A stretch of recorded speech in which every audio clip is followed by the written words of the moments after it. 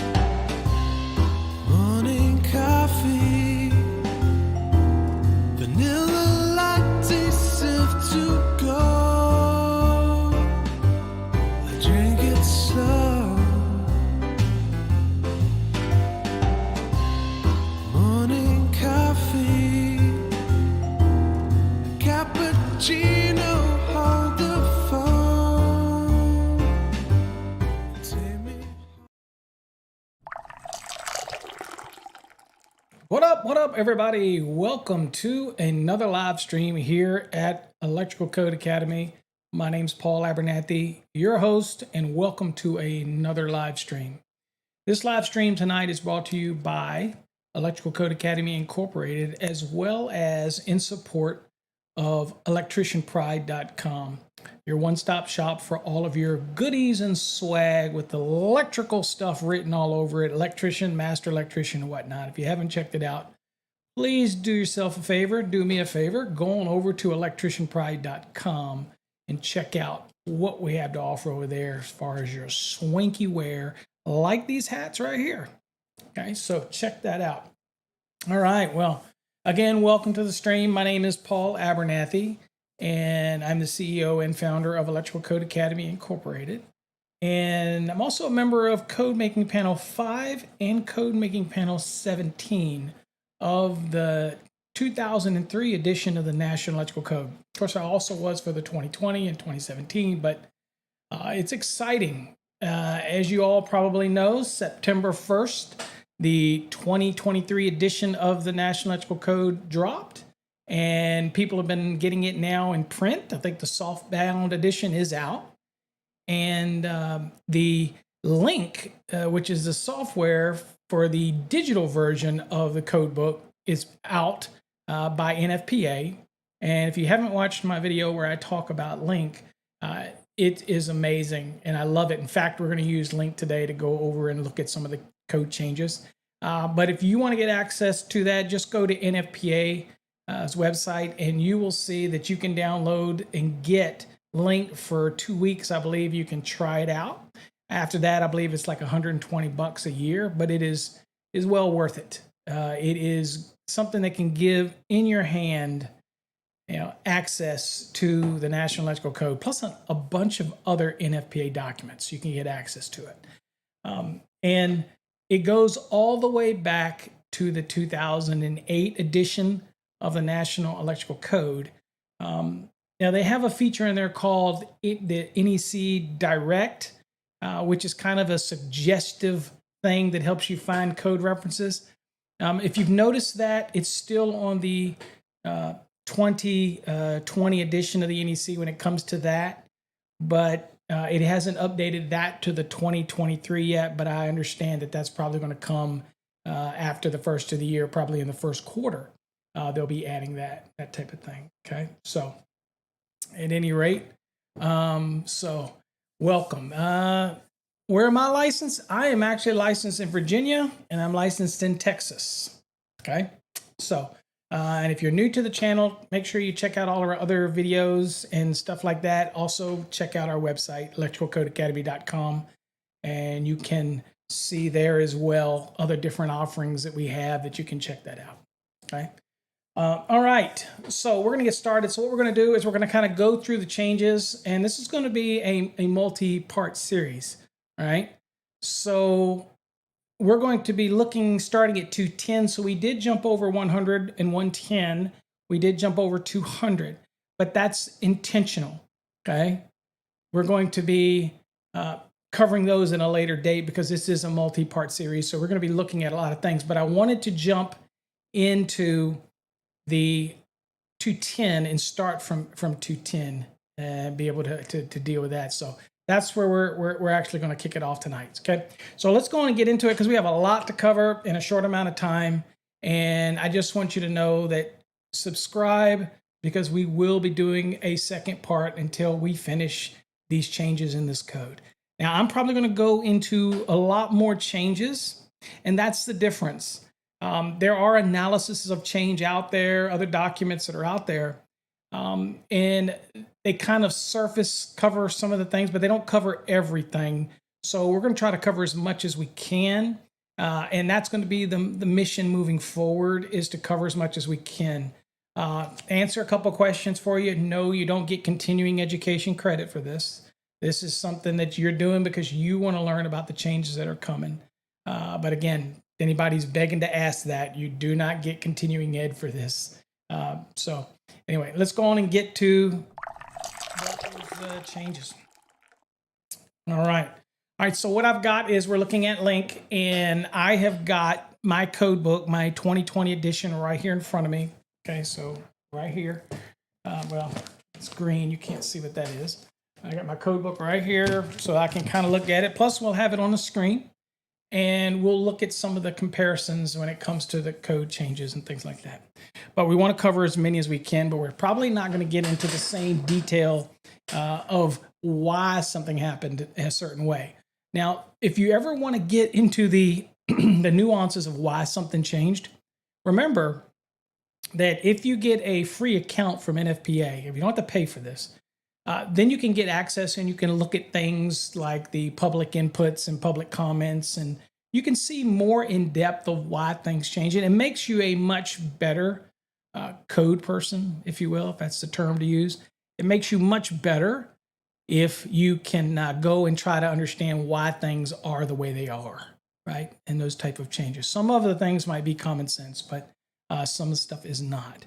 So what I will ask you to do me a favor, and I do this frequently, because I'm going to be shifting around to so many screens, at some point, if something's not centered on the screen, just let me know in the chat and I will get it. Try to check the chat, answer any questions that you might have, because we want this to be a fun session that you come back to the next part as we go through all these changes and kind of make you aware of what's going on. All right, so let me get on into this here. All right, so the first thing you'll notice about Article 210 is kind of the structure. If you look at the scope, it makes it very clear that 210, what we're dealing with is branch circuits that are not over 1,000 volts AC, but you'll also notice now this encompasses 1,500 volts DC. So when you have DC branch circuits, they're very much going to be covered by Article 210. For those DC applications, but it has its threshold of not over 1,500 volts DC, but not over 1,000 volts AC nominal. Okay, all right. So that's kind of where we're going. You can see that that's clearly ingrained into the scope of it. First change that we'll look at is the relocation of reconditioned equipment that were pertaining. It was 210.15. It's been relocated to 210.2. And this is going to stay consistent. And this tells you what you can and what you can't recondition and gives you some of that direction. For example, the following shall not be reconditioned. equipment that provides ground fault circuit protection for personnel, and equipment that provides arc fault circuit interrupter protection. Those type of things. Now you'll notice this is 2 items. Now the first thing you'll notice is we look at a code change here, that you'll see that all of this there was actually 3 items in the previous addition to this. So again, you'll notice that dealing with something like ground fault protection of equipment, okay, that's going to be covered elsewhere, right? So we're basically talking about branch circuit applications in 210.2, all right? So you kind of see the change in the screen there. Not a significant change here with 210.3. This is talking about letting you know that, you know what, we have some rules that might modify the requirements of 210 that are in other chapters other than 5, 6, and 7, which modify and supplement chapters 1 through 7. In other words, we have the normal rules for branch circuits, 125% for continuous loads, 100% for non-continuous loads, things like that.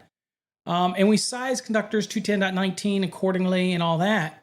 But if you'll notice down here in the little chart here, you'll notice that it also shows you, for example, for 30 motors, there'll be some rules in there that you have to follow. You'll notice that it also gives references to things like 422 for central heating equipment and all that. So this is to remind you that you're going to have some other specific equipment and specific applications that are not necessarily going to be loaded in 5, 6, and 7, which can modify or supplement chapters 1 through 4. We're in chapter 2, but you see here, it tells you, look, there are some articles and some sections that are going to have rules that are going to be over and above what you might see here in 210. Okay, so it's just kind of a good reminder for some specific purpose branch circuits and where they would be located. And that's what it is. So when you look at this change here, it's just, really the formatting is adding this information here at the top, kind of this extra little notice, if you will, letting you know that, look, there are some other specific purpose branch circuits that are going to change some of the rules that typically would be in 210, but they don't necessarily have to be in 5, 6, and 7. They're in chapter 4. And they're in chapter 3. Those type of things. So just a reminder of such. Again, we're only going to typically look at a certain number of changes. So we'll try to move through. We obviously can't cover every single one of them. So we'll try to cover as many that we feel are as significant as possible. Okay.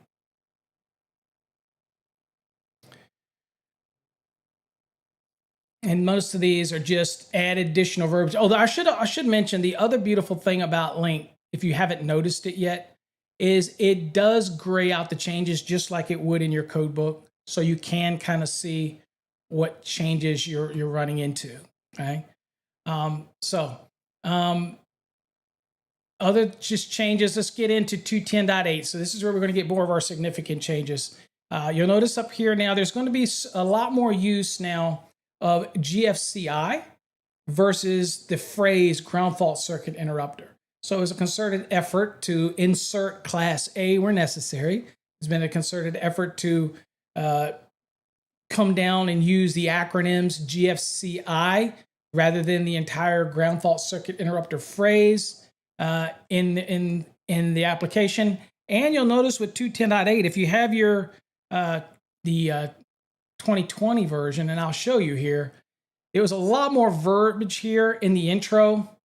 And now it's just kind of been, you see where it said ground fault circuit interrupter protection, and now they're just simply saying Class A GFCI. So just some verbiage changes, nothing significant other than that, but I want to make sure I point it out.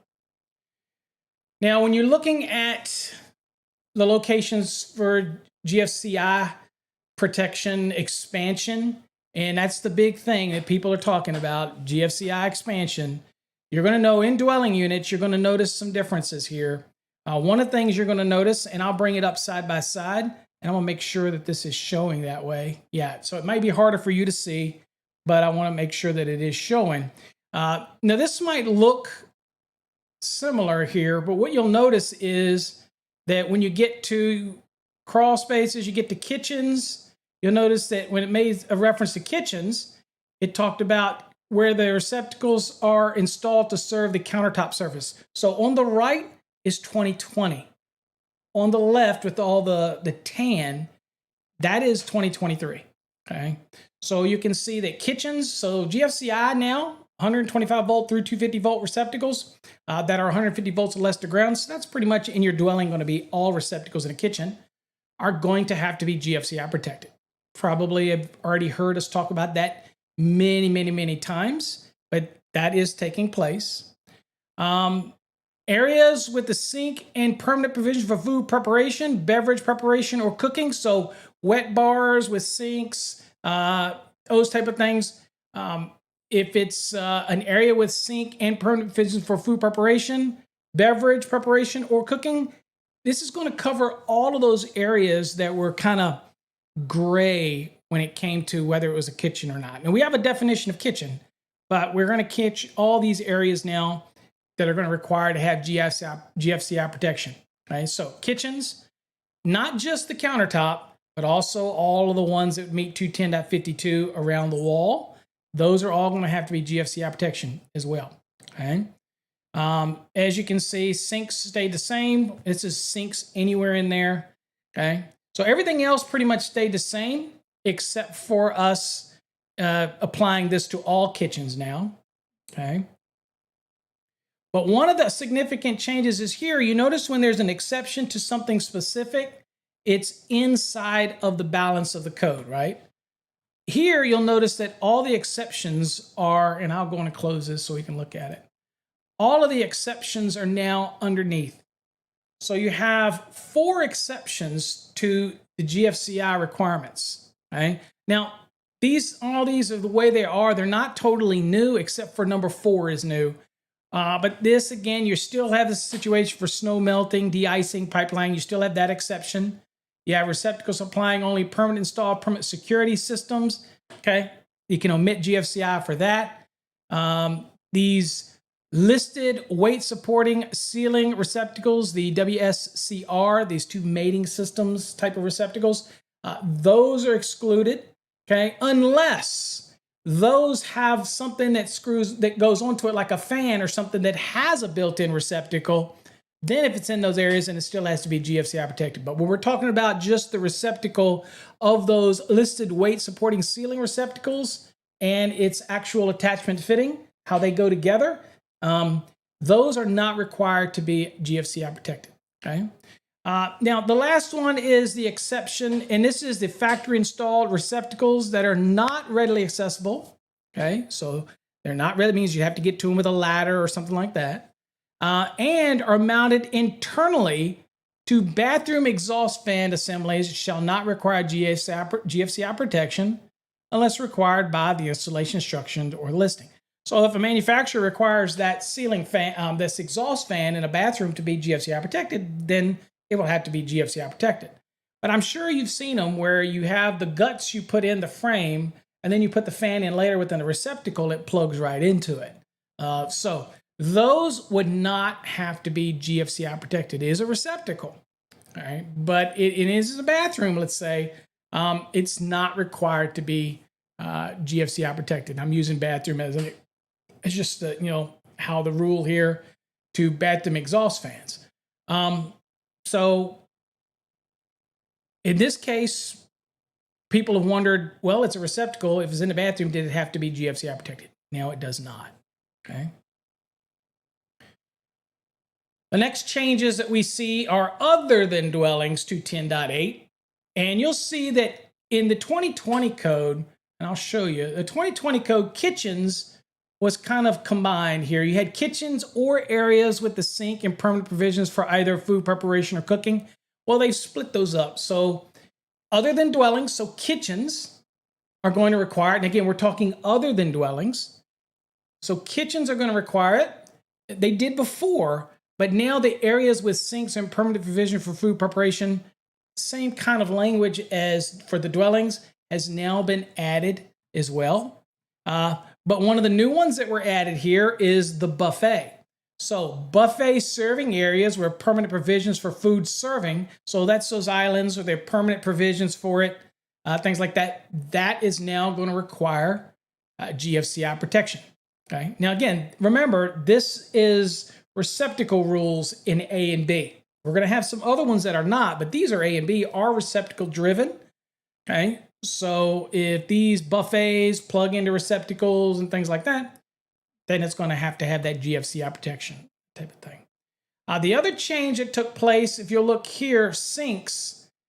This is, again, other than dwellings, it says sinks where receptacles or cord and plug connected fixed or stationary appliances are installed within 6 feet from the top inside edge of the bowl or sink.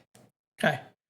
So in this one right here, it is telling you that we're not just going to cover the sinks, okay, receptacles or cord and plug connected fixed or stationary appliances are within 6 feet from the top inside of the bowl of the sink is now going to require GFCI protection.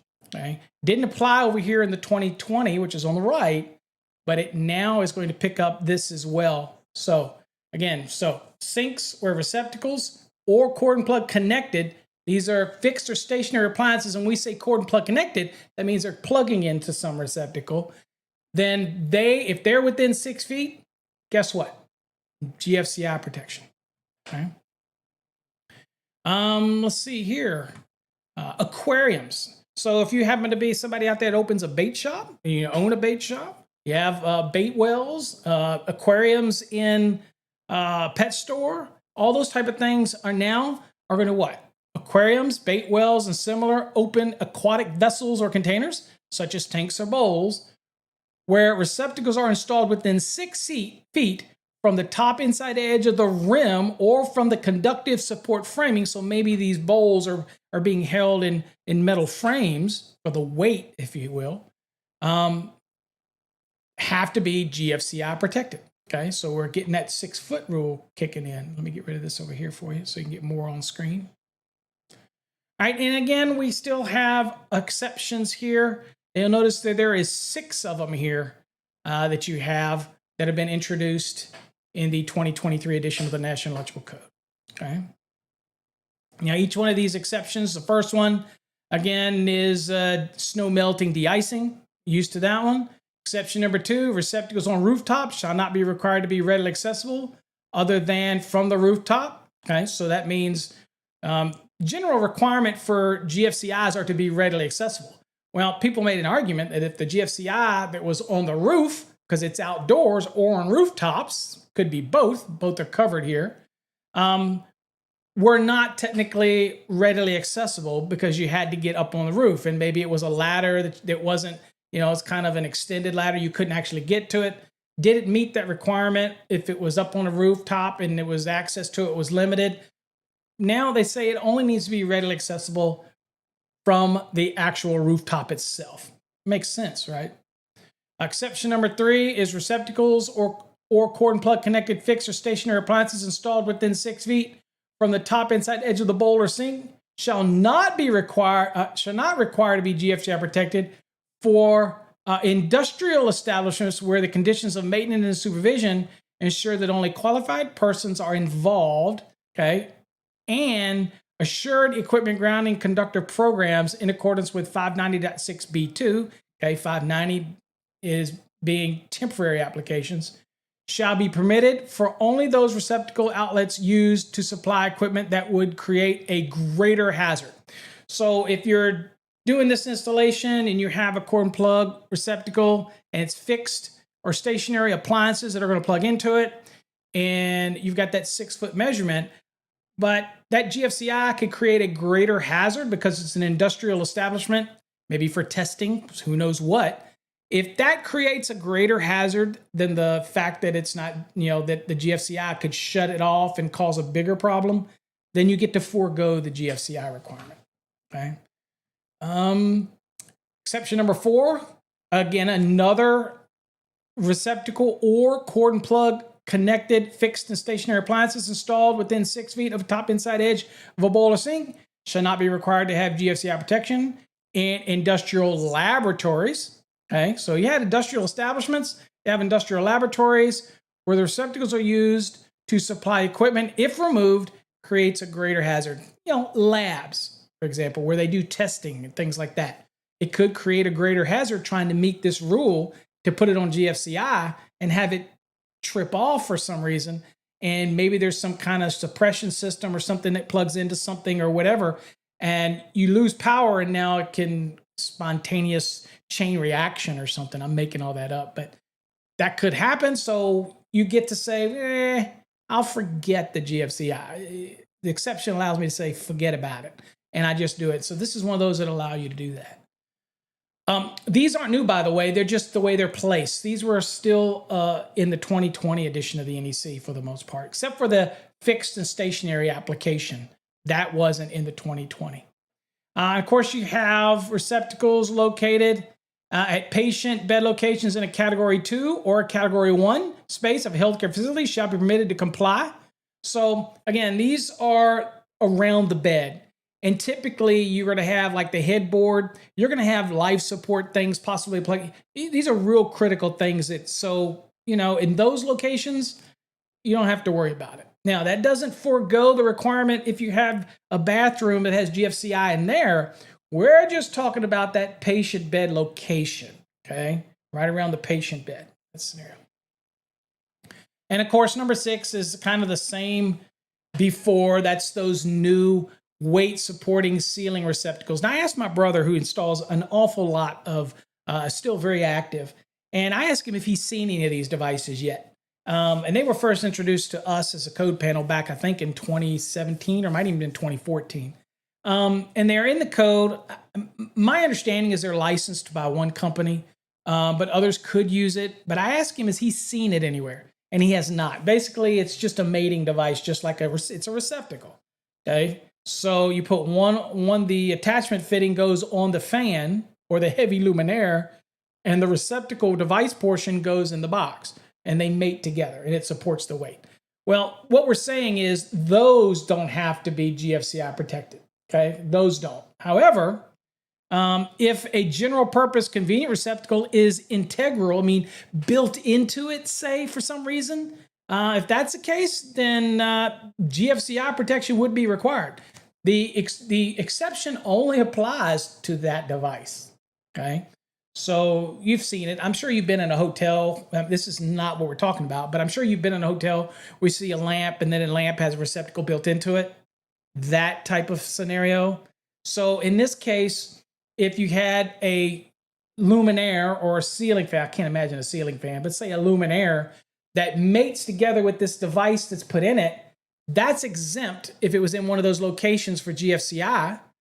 But if it had a convenience receptacle on the outside that somebody could just plug something into, then that receptacle would have to be GFCI protection. Okay. I don't see that. It made it in the code, so I guess it happens somewhere. But that's not something I can imagine that would be very common to see that. Crawl space didn't change. Okay. The next one that we're going to look at here as we're moving through these is D, specific appliance. So specific appliance, you probably heard me talk about this before.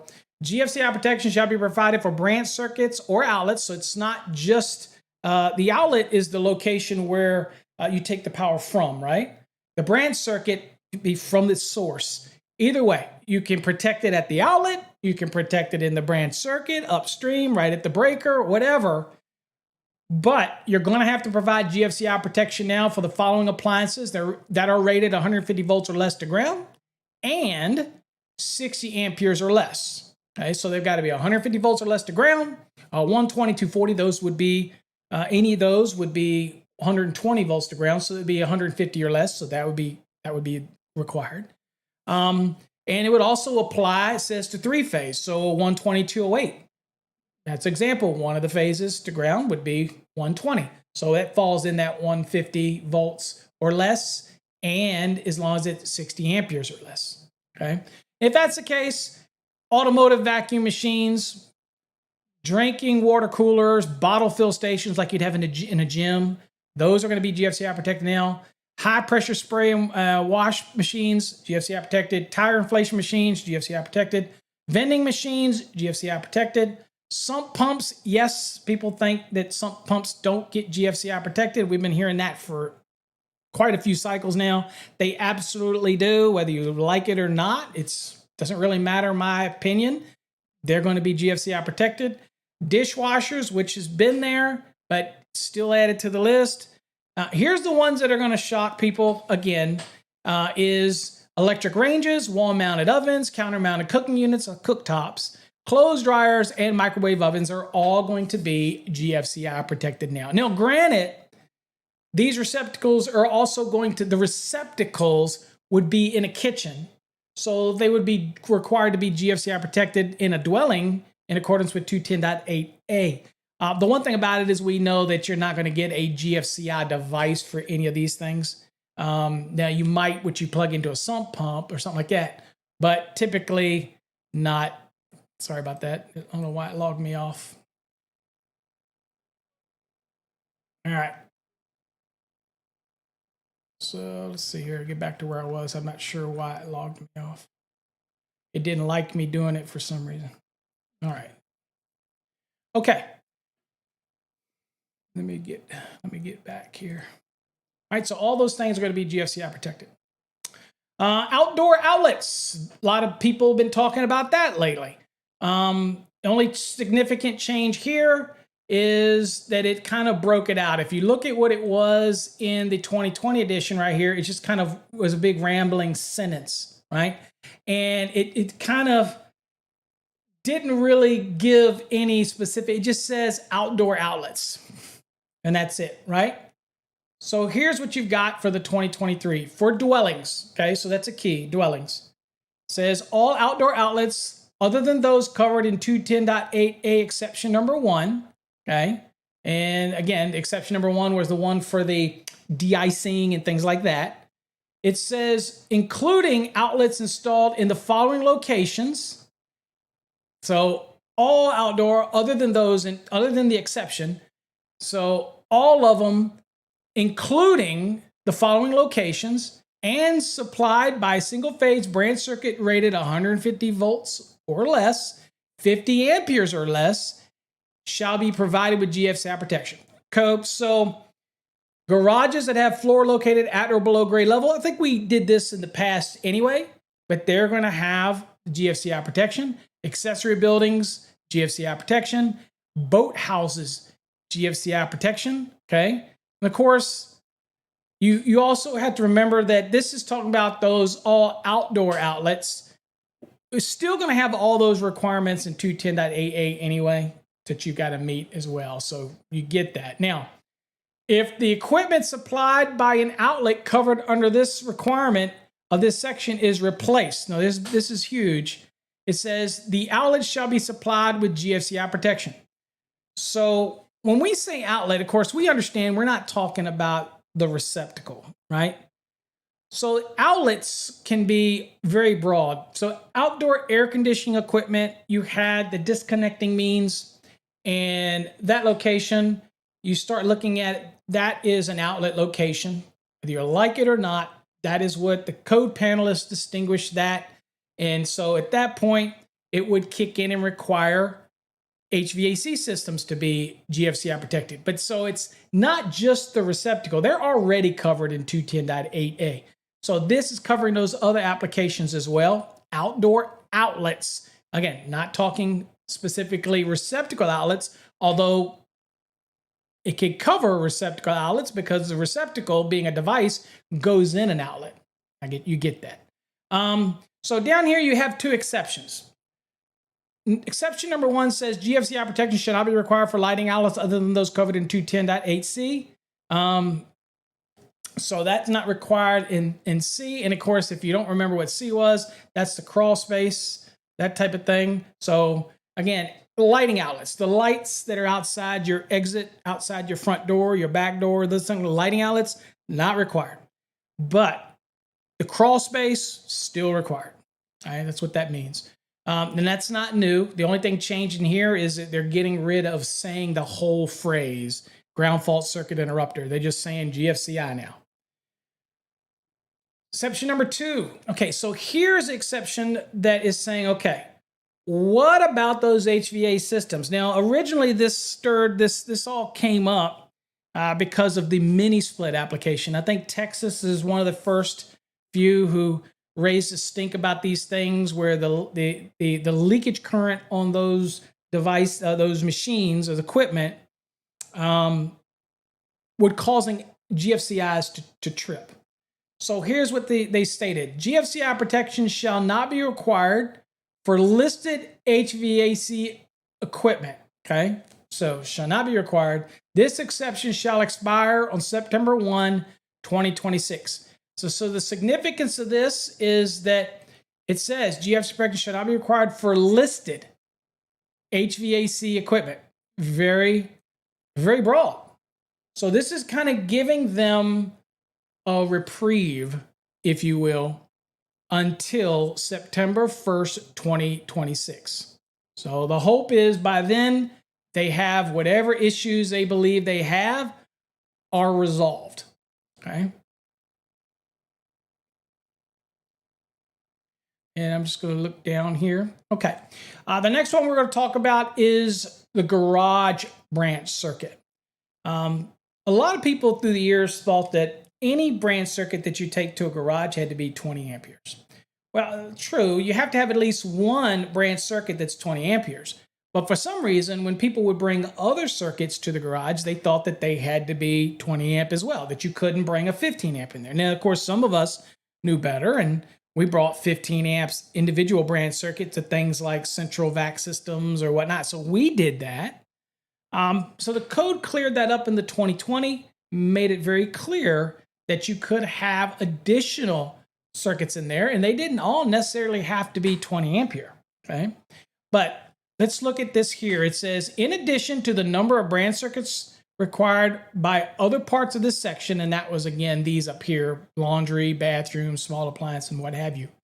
It says at least 120 volt, 20 ampere branch circuit shall be installed to supply receptacle outlets, including those required by 210.52G1. Right? And that's the one, if you click that, I'll show you what that looks like.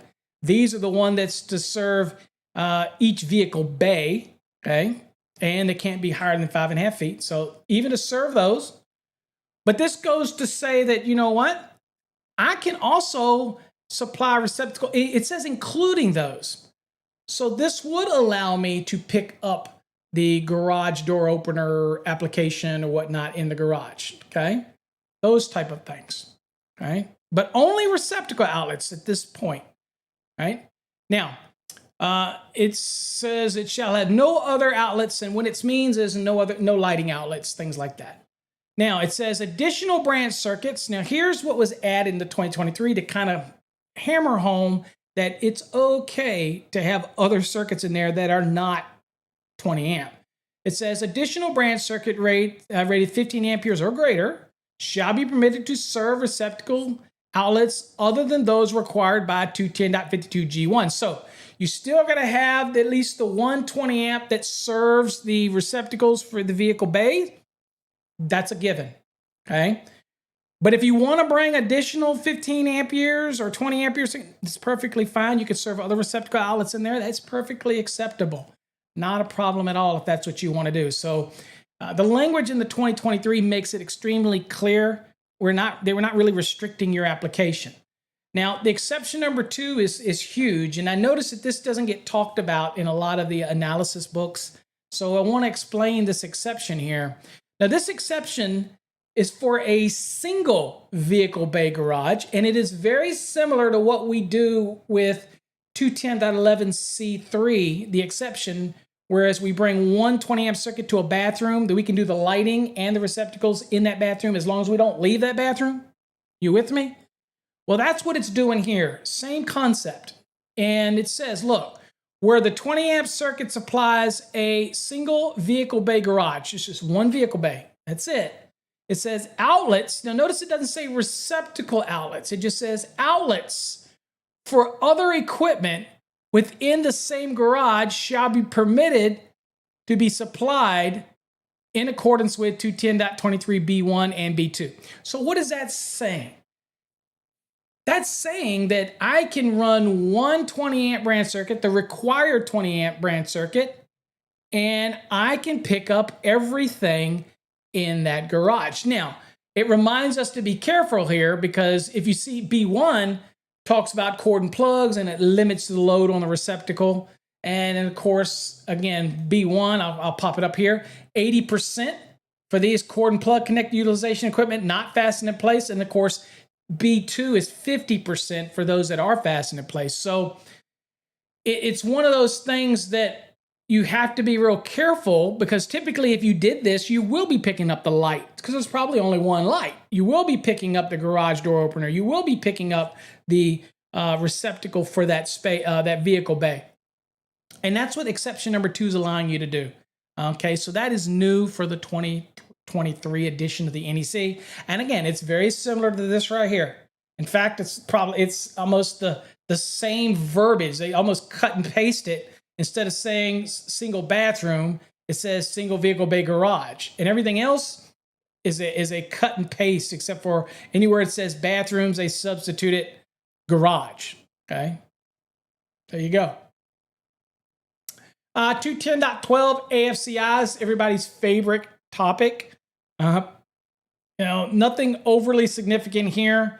If I'm looking at 210.12, I'm looking at, just adding a language, instead of calling things just like GFCIs, instead of saying ground fault circuit interrupter, they're trying to just keep the acronyms AFCI and kind of keep it simple. So that's where you see most of these changes here. The same 6 methods are still there. Nothing overly significant in there that I want to call out. You do have an informational note here. UL 1699 actually is the standard for arc fault circuit interrupters in case you didn't know. And of course, it also talks about there's an A version of that. And then there is a C version of that 1699. And this kind of gives you some information. Now, this isn't new where AFCIs are required, but this is now a list format, and people seem to really like list formats, right?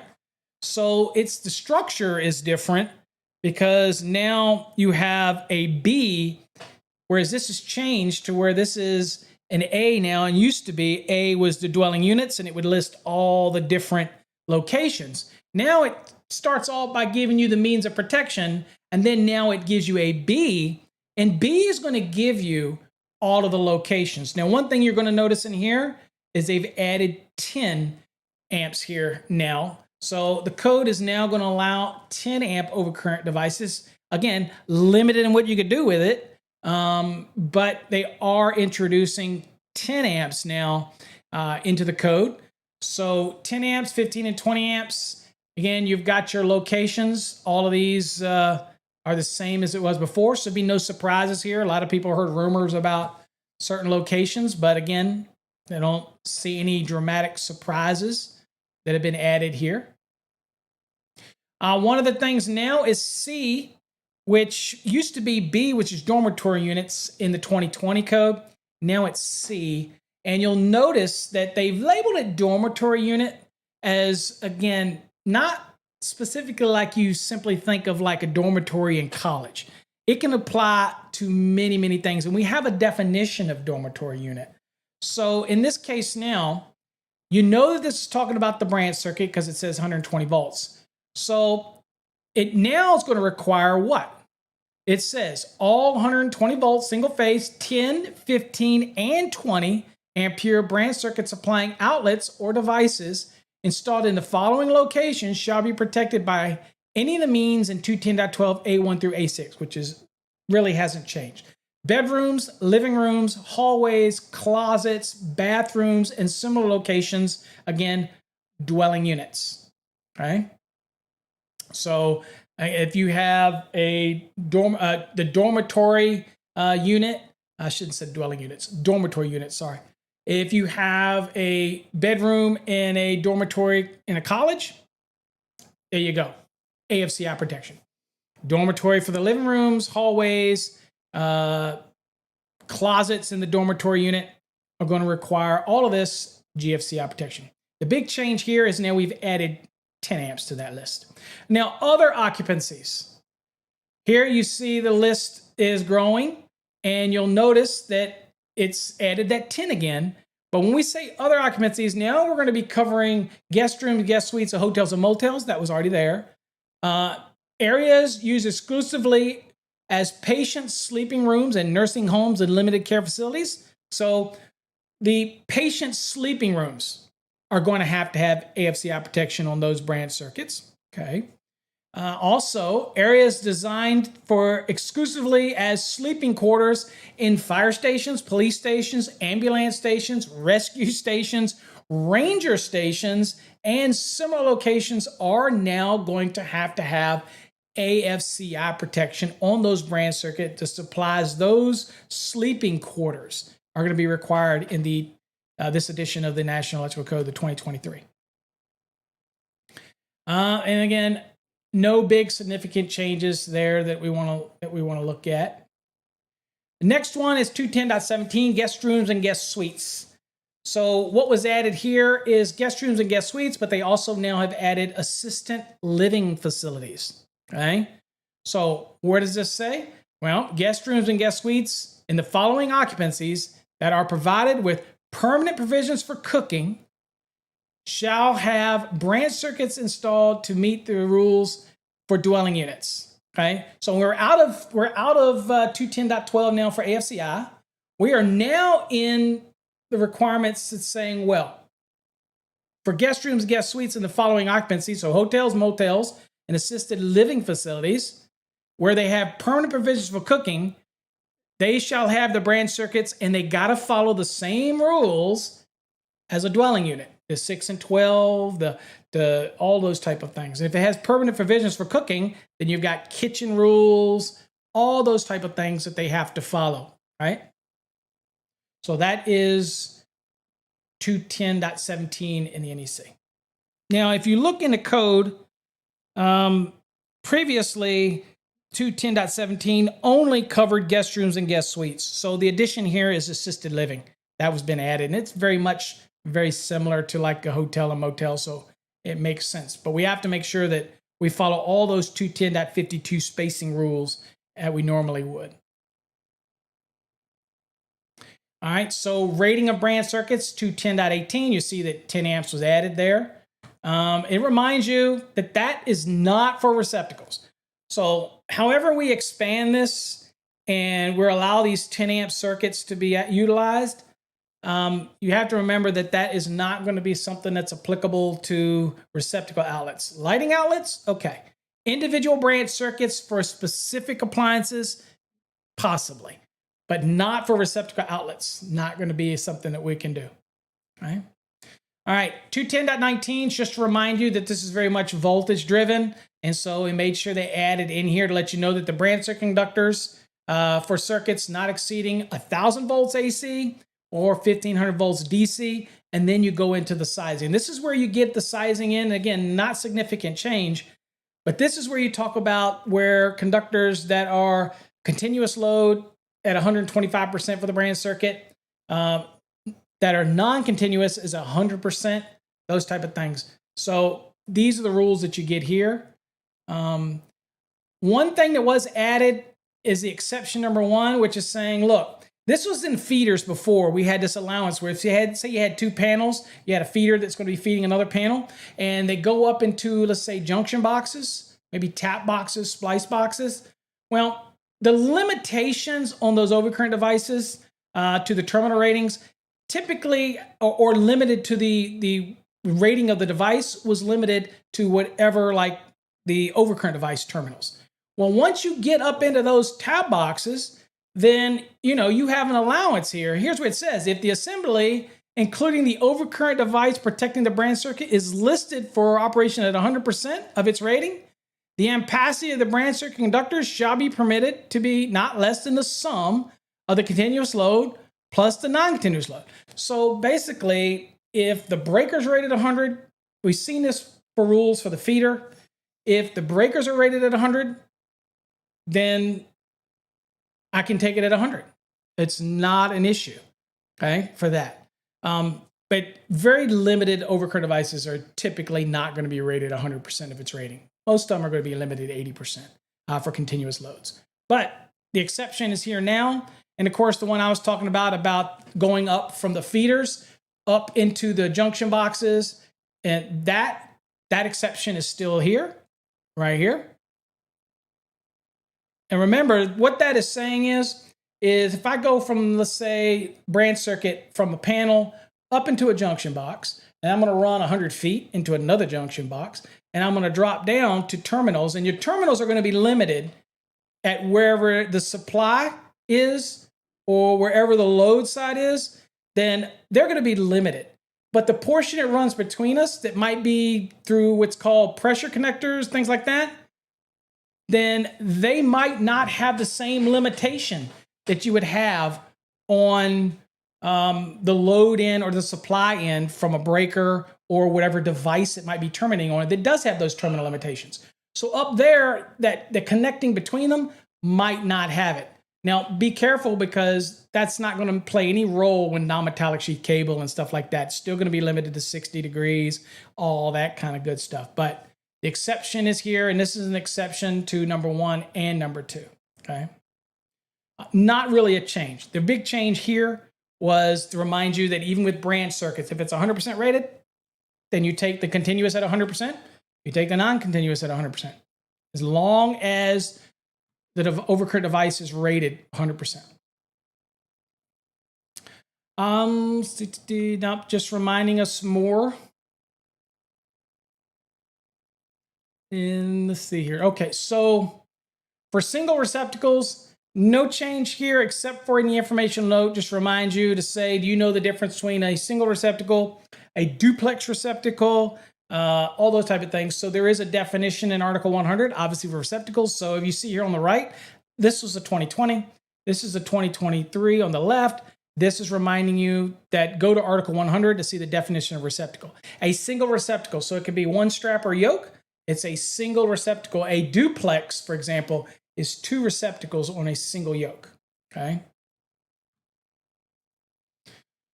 Now down here, you'll see the table where it says cord and plug connect load. This is dealing with 2 or more receptacles or outlets. So example of this would be a duplex receptacle. That would be 2 or more, okay? And this is where you're still going to see all those rules that everybody's so familiar with here, that when they look at it and they go, okay, this is maximum cord and plug connected load to receptacle, okay? To the receptacle. So you have a duplex, you have 2 receptacles, one on the top, one on the bottom, right? So this is very specific to the receptacle, right? Now down here is 210.21b3. Not much language change here, except for here it said we're connected to the branch circuit supplying 2 or more receptacles or outlets. Receptacles ratings shall conform to the values in table 210.21b3. Not sure what that means. What it really is supposed to say is what they did is said shall not be less than the values listed in 210.21b3. And you're all probably familiar with this. If it's a more than one, so let's say a duplex, so it's 15 amps, okay, it has to be on a 15 amp rated circuit, okay? Again, this is serving more than one receptacle, okay, or receptacle outlet. So it's more than one, duplex is more than one. But this is where you go to find, for example, 20 amp branch circuit for the small appliance in a kitchen. All right, well, the receptacle can be a 15 amp rated or 20 amp rated. Both will work fine on a 20 amp circuit. But you'll notice that I cannot do what? I cannot use a 20 on a 15 amp circuit. Okay? We talk about this all the time in our fast tracks training about why is that when we know that the 15 and 20 amp receptacle internally, they're identical, that type of thing. Except for the fact one costs a little more than the other, even though they're internally, they're identical. All right, 210.23 permissible loads. This is where you're seeing the inclusion now of these 10 amp branch circuits. So that's the big change here, is it's incorporating in and telling you what is the permitted load on a 10 amp branch circuit. Now, this tells you what can and what can't be on it. Now, For the life of me, I, as an electrician, not sure why I would ever want a 10 amp branch circuit. I feel like I'm losing some amperage here running it for lighting because people say it's LED, you don't need as much. Well, I'm not going to buy a conductor that's only good for 10 amps and then buy one that's good for 15 and then buy one that's good for 20. I'm not buying it, but it's here if you want to use it. So 10 amp branch circuits can be applied, but remember, they have some limitations. So if you choose to do it, a 10 amp branch circuit is permitted for where? Lighting outlets. It's permitted for dwelling unit exhaust fans on bathrooms or laundry room lighting circuits, okay? Or laundry room lighting circuits. It's good for gas fireplace units supplied by an individual branch circuit. So if you want to run an individual 10 amp branch circuit to the gas fireplace for igniter or whatnot, okay, we'll let you do that with a 10 amp branch circuit. What you can't do, well, you can't use this 10 amp branch circuit for any receptacle outlets, okay? You can't use it for any fixed appliances except as permitted for individual branch circuits, okay? What we've stated allowance up here. You can't use it for garage door openers, and you can't use it for any laundry equipment. So we have very specific rules of when you can use a 10 amp branch circuit and when you can't use it, okay? So down here, it's just some added clarity. I'll show you if it shows you what the change looks like. So on the left is 2023, on the right is 2020. You'll notice that it said before, it said for clarity now, it said 15 and 20 amp branch circuits shall be permitted to supply lighting units or other utilization equipment or a combination of both. So this is what allows us to use a 15 or 20 amp circuit to cover lighting and pick up the receptacles, things like that. We're allowed to do both on those 15 and 20 amp branch circuits. Okay, these general branch circuits. Now, notice when it says that, of course, the exception is still here for that, but here's what's changed. Notice it says the 15 and 20 amp branch circuits shall be permitted to supply lighting outlets, okay? So here it's to supply lighting units. So here it says lighting outlets because that's what they actually are. Lighting units, which might be a separate lighting unit assembly, or other utilization equipment, or any combination of them, and they shall comply with 210.23b1, b2, and these are what we saw earlier. Whereas you can have the lighting, you can have the utilization equipment applied, you could have both. Okay, but if that's the case, then you've got to also be aware of these rules down here, okay? Now, the exception is still the same. The small appliance branch circuit, the laundry branch circuit, and the bathroom branch circuit required in 210.11 C1, C2, and C3 shall only supply receptacles for that specific section. So only those. So these are like general purpose, and they can cover the lighting, and they could cover utilization equipment or the combination of the two. It's fine. Okay. Other than that, no other change in there to be worried about. So down here, this is the summary, and the only thing that's changed in the summary, this is kind of where you go to look and see all of the little pieces that have changed when it comes to the 10 amps and the 15 amps. It's now two tables. One is dealing with aluminum and copper-clad aluminum, and the top one's just dealing with copper, okay? So obviously, there's some applications where we might have copper-clad aluminum, and, you know, as you see here, at the 10 amp circuit, still going to require, what, 12 gauge, say, those things like that. So I'll let you see how that goes across there. Okay.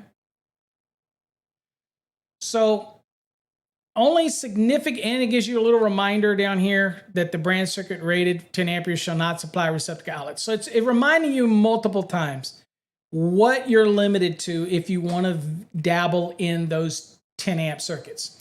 Again, me as an electrician, I'm running 15 amp, and there's some people that don't even want to run 15 amp. They run 20 for everything, even the general stuff. That's up to you. But again, letting you see what's here. Okay. All right, and that's kind of going through to 10. Any significant changes? Okay, here's one when it comes to the wall spacing. So we're at 210.52, right? These are your general provisions. You know, the receptacles that go around the walls, things like that. When it comes to wall space, when you're looking for wall space, any space 2 feet or more in width, including space measured around corners, and unbroken along the floor line by doorways or similar openings. In other words, you're measuring the floor line. A doorway breaks that measurement, starts over on the other side. A fireplace breaks that measurement when you're doing your measurement around the wall. Now they have added stationary appliances. So if you're doing your measurements and you have a stationary appliance, then that's going to break your wall line. Okay. And of course, fixed cabinet is still there like it was before. Okay. So stationary appliances have been added to what can break the measurement of your wall space as you're going around the floor line. Okay. Small appliances. Okay, so this is where people say, okay, you have to have a minimum of 2. We get it. And they're supplying the kitchen, pantry, breakfast room, dining room, or similar area. People ask me all the time about butler's pantry. Yes, that's the same as a pantry. It's just butler's pantry. It's a similar area of the dwelling unit. You have the 2 small appliance brand circuits that you have to have. Now, check this out.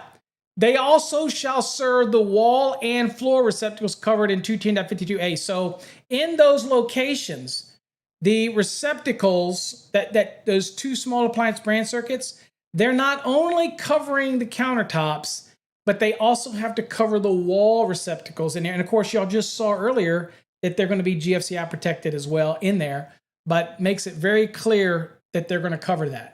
Now, it says all countertop receptacles covered by 210.52c are also going to be covered in those 2 small appliance brand circuits, and receptacle outlets for refrigeration equipment. Now, how many people question that one when they go, well, I run a separate to the refrigerator? Well, you do get that allowance to run that individual brand circuit to like a refrigerator. But beyond using an exception, typically your refrigerator circuit, the refrigerator is going to be on the small appliance brand circuit. Okay. So just to let you know, those are the 2. Now, not to be confused with spacing requirements, the countertop spacing, the 2-foot, 4-foot rule on the countertop, that is separate. And the wall spacing around the wall, there's no point along the wall that's more than 6 feet from receptacle, that's 210.52a. Those, even though they have to be supplied by these brand circuits, these small appliance brand circuits, they have their own spacing rules, and one can't satisfy the other. In other words, a receptacle on a countertop cannot suffice to take the place of any wall receptacle in a kitchen. 2 separate rules here. Okay, so that's not a change. I just want to make sure you're clear with how that's to be applied. And now, this is an exception here. It says, in addition to the required receptacles specified in 210.52, switched receptacles supplied from a general purpose 15 or 20 amp branches shall be permitted in accordance with 210.70a1 exception number 1. Okay, so what this means is I can have a switched receptacle for a general purpose receptacle in there, not for the required small appliance brand circuits in there. Okay, so I can have, in addition to what I'm required to have in there, I could have a receptacle that's switched in there. Okay, now when it says right here 210.70a1 exception, okay, this is talking about right here.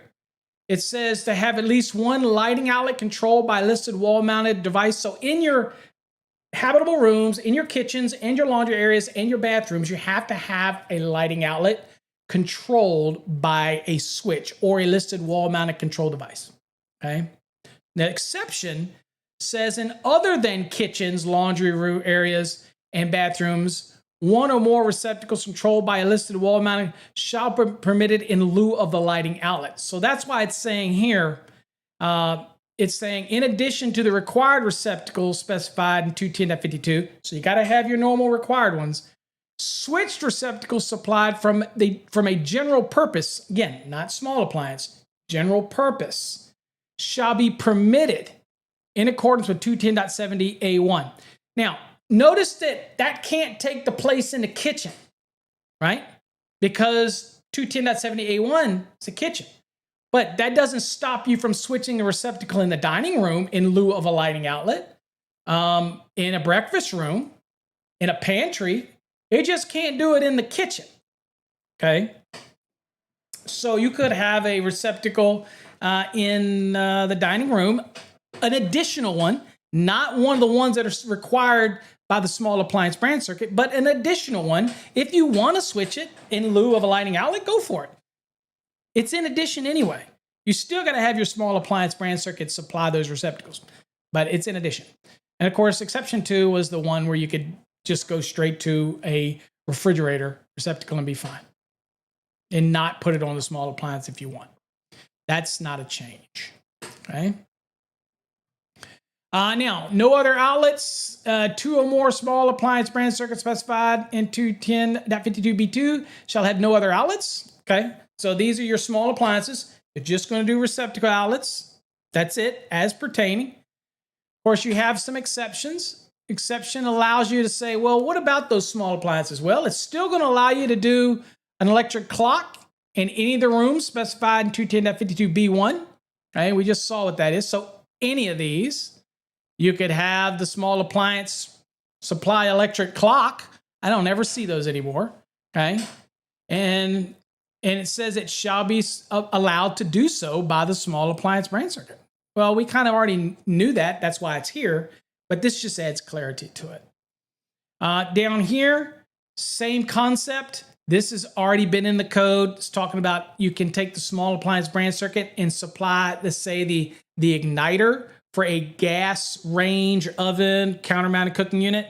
Can I take that small appliance brand circuit and then kind of supply the igniter for those gas-fired things? Absolutely. And all this did was add this language to say, oh yeah, if you didn't know, of course you should have known because it's right here in the small appliance application, but adding this language just makes it easier, simpler for people to understand that it's okay. You can supply those things.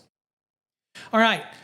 So the next change, probably we'll say controversial, is when it comes to the peninsula or peninsular and islands. So significant change here dealing with the receptacle outlets. Now, one of the things that was changed in the 2023 is this word right here. That is a very powerful word, if.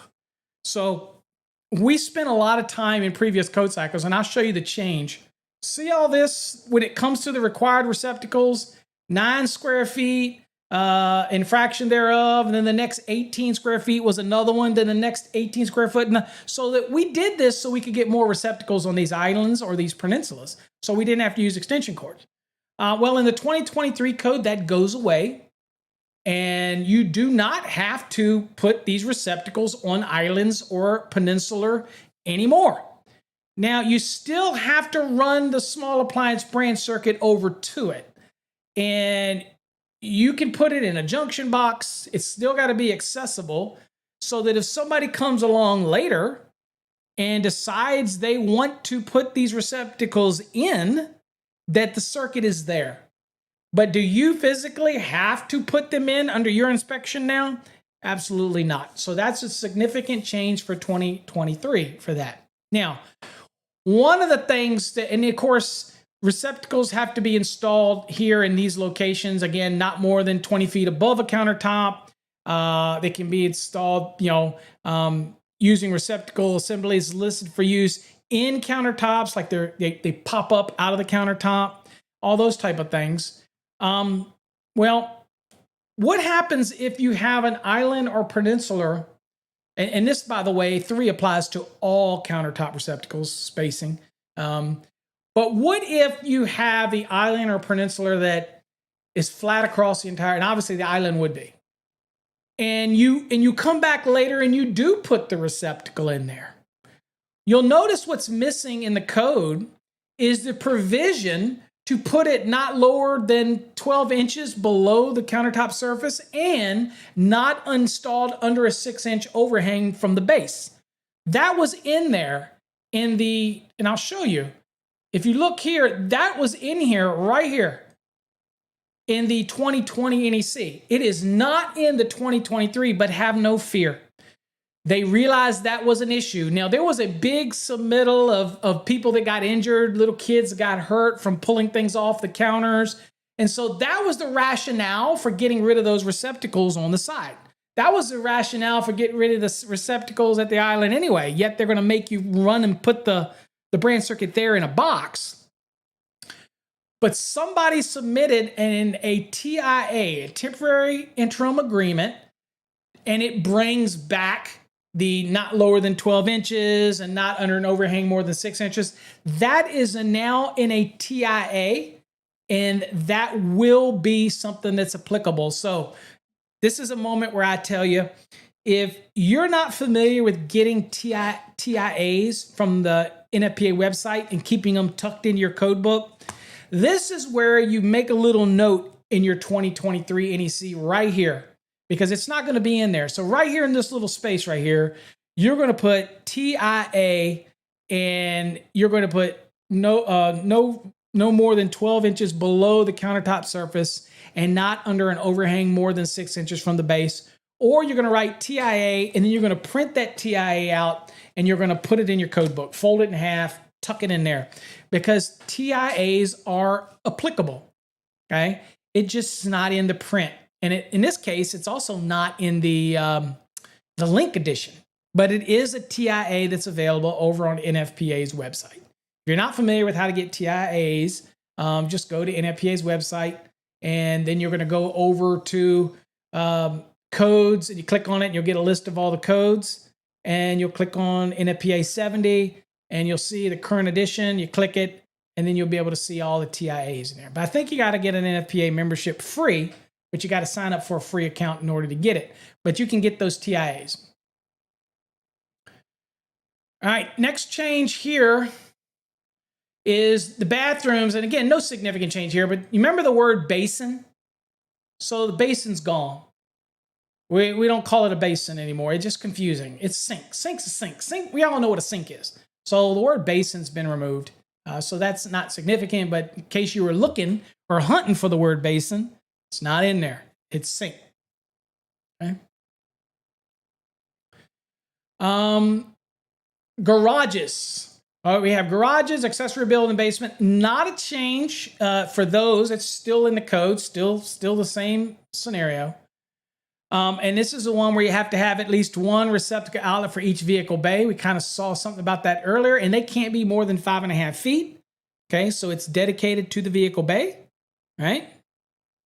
But what it also added in here is this last sentence. It says receptacle supplying only a permanently installed premise security system shall not be considered as meeting these requirements. What do we really mean by this? Well, in a basement, you could have a receptacle down there that is for the security system. And if the code requires at least one receptacle in the basement, that receptacle's already there. You can't say, well, I'm good. That receptacle that's installed for that premise security system meets my requirement for at least one receptacle outlet in the basement. No, it's not going to work. You're going to have another one, right? So the other key thing to remember here is this is forcing you to have at least one receptacle outlet installed in there. Okay? Now, I might have a receptacle for this sump pump, right? Well, that's for that specific piece of equipment. I still have to have the receptacle requirement, at least one, in the basement, in a 1 and 2 family dwelling and in multifamily dwellings. Okay? So still got to have it. So keep that in mind. Show windows. So for those that are doing the brand circuit calculations for show windows, you'll see here there is the change. I'll show you the view change here. Now this is a change in the words, but it still achieves the same goal. In the 2020, it's just on the right, said that you had to have at least one receptacle outlet shall be installed within 18 inches of the top of the show window, so you're keeping it close to the top of the show window, for each 12 linear feet or major fraction thereof of show windows measured horizontally at its maximum width. Okay, so basically each 12 linear feet, you have a receptacle.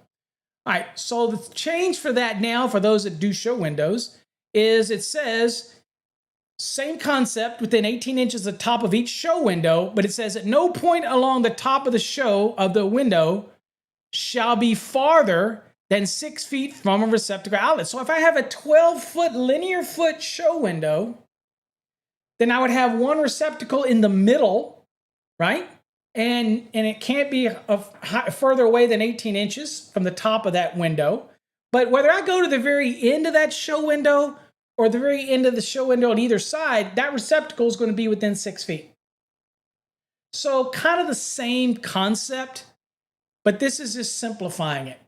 So basically, however you have a show window, you're going to have enough receptacles installed so that at no point are you more than 6 feet from a receptacle outlet.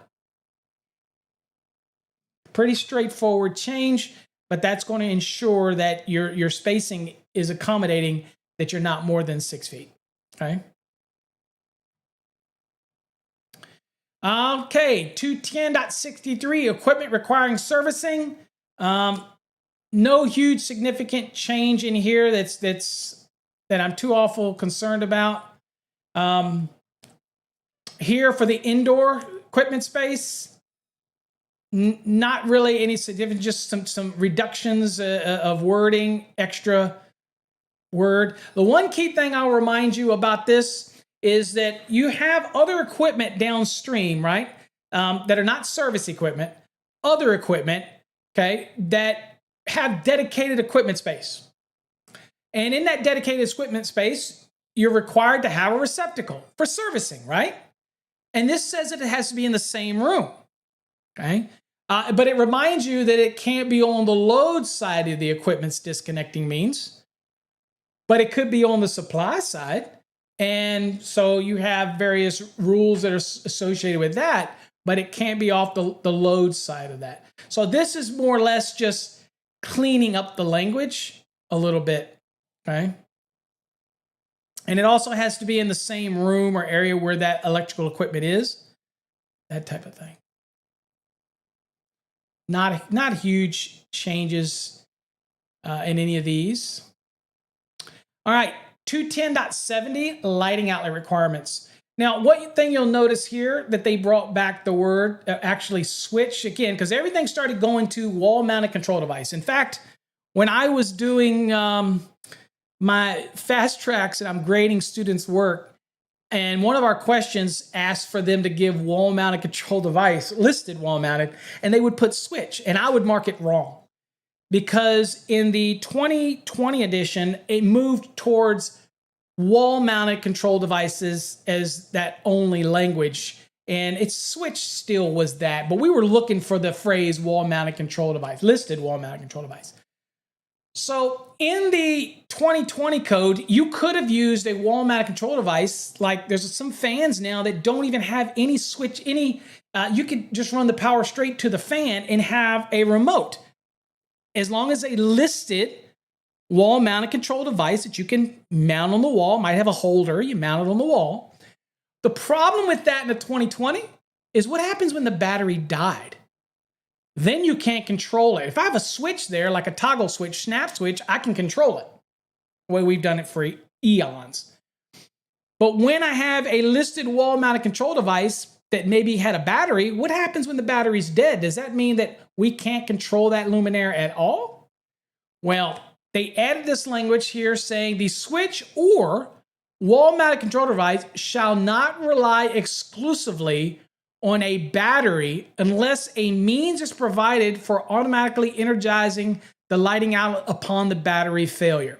So, I don't know enough about these devices that maybe just use a battery, but what I can tell you is this is telling me that if I am using a listed wall-mounted control device to control that ceiling fan, that luminaire, whatever it is, that lighting outlet, and that battery dies in that listed wall-mounted control device, that light better come on. So I'm thinking most people are going to use a switch as a listed, and switches are listed wall-mounted control device. I'm just saying. I haven't seen many people just totally go away from it. Usually the listed wall-mounted controller device is an accessory, and it just goes over top of the switch, and you've got both options. But code's allowing you to do that, and they introduced that in the 2020 edition. Now, the other significant change here is you'll notice that the locations that require lighting outlets, okay, this is the box in the ceiling for the lighting outlet, or I guess it could be a wall sconce, whatever. It's got to be a lighting outlet box. It was habitable rooms, kitchens, and bathrooms in the 2020. Notice that they added laundry area for 2023. So people ask me all the time, where are the locations that lighting outlets that are controlled by a switch or listed wall-mounted control device, which is a switch, where are they required to have the lighting outlet controlled by that? Well, all habitable rooms, right now anyway, kitchens, now laundry areas, and bathrooms, okay? So it says at least one lighting outlet controlled by a listed wall-mounted control device shall be installed in every habitable room, kitchen, laundry area, and bathroom. The wall-mounted control device shall be located near an entrance to the room on the wall. So it wasn't until last cycle, I believe, that we started actually getting location-specific requirements on where we had to have these switching components at, right? Welcome addition, okay? Especially to these rooms that require the lighting outlet. However, there are exceptions. The exception says, well, look, and other than kitchens, laundries, and bathrooms, so basically this means habitable rooms, you can use this exception. And it says, one or more receptacles controlled by a listed wall-mounted control device shall be permitted in lieu of the lighting outlet. So you're familiar with this, right? In a bedroom, you switch the receptacle instead of putting the lighting outlet in there, right? Maybe you're trying to get away from putting in a ceiling fan box or something. You don't like how the code's going there, and you're like, well, in my bedrooms, I'm just going to switch a receptacle. Forget about it. Okay, you're not going to be very popular, but maybe you're doing that. You can do that based on this exception here. But you can't do that for kitchens and now laundry areas or bathrooms. It used to be just kitchens and bathrooms. You had to have a wall-switched lighting outlet. Now, laundry areas also require that, okay? Let's see here. All right, so the next one, we just look at this one because you might run into this, is the additional locations. So additional lighting outlets shall be installed in accordance with the following. So these are the ones that require the switching, that require the lighting outlet. You do have exceptions for habitable rooms, but that's the general. Now you have additional locations. The one we want to focus on is right here, number 2, and the associated exception. So for dwelling units, attached garages, and detached garage with electric power, remembering if you have a detached garage that doesn't have electric power, then you obviously wouldn't need lighting outlets. Now that should go without saying, because if you have no power, what's the point? But we have to say it. It says at least one exterior lighting outlet controlled by a listed wall-mounted control device shall be installed to provide illumination on the exterior side of outdoor entrances or exits with grade level access. Okay, and it reminds you that the vehicle doors for your garages, like the lights over your garage, are not considered as an outdoor entrance and exit. So you can have the lights, but that's not going to meet this requirement. That's not considered an exit and entrance. You might go in and out of it, but that's not required. Most people are probably going to put illumination there anyway, but not meeting this rule. Now, why is this significant? We've already done this before. We know that when we have grade level, we put lighting outside those entrances. Don't want to trip, have to illuminate it, that type of thing.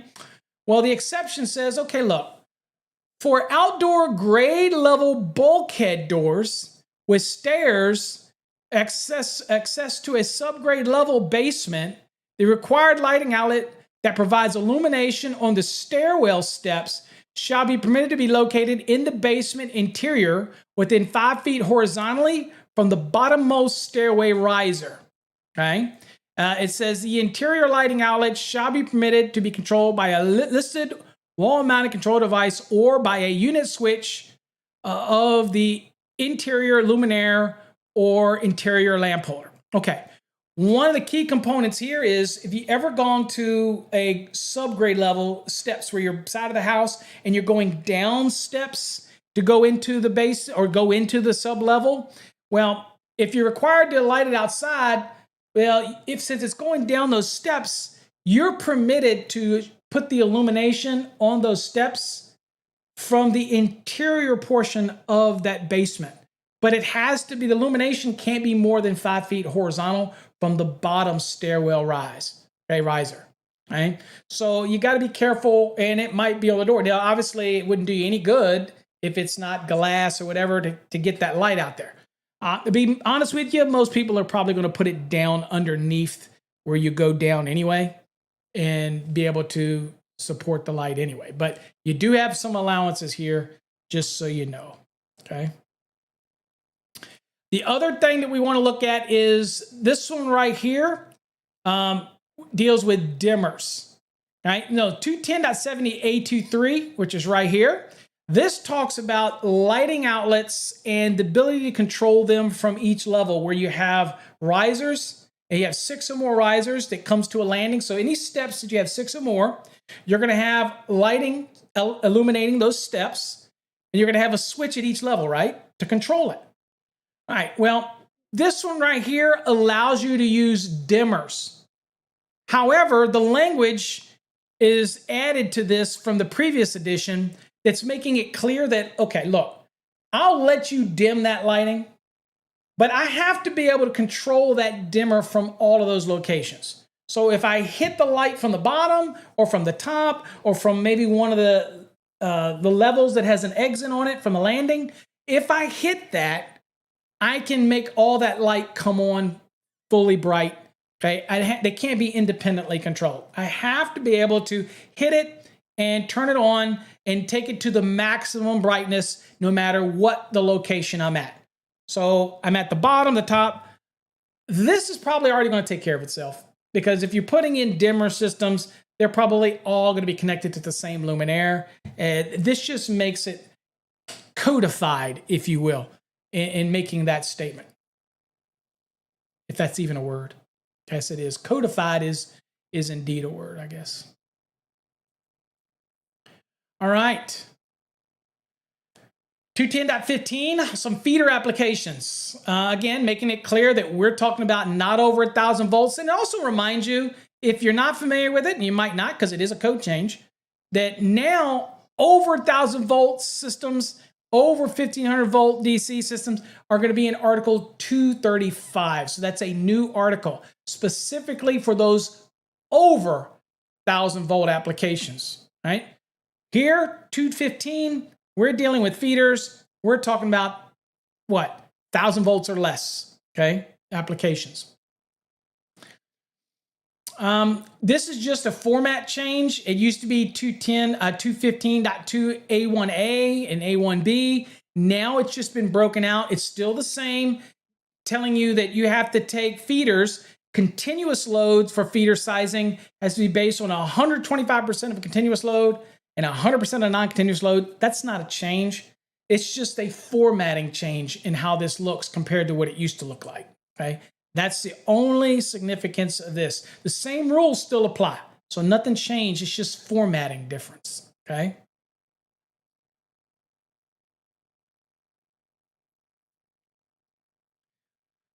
And we'll go through 215 fairly quickly because a lot of this stuff is just formats changes.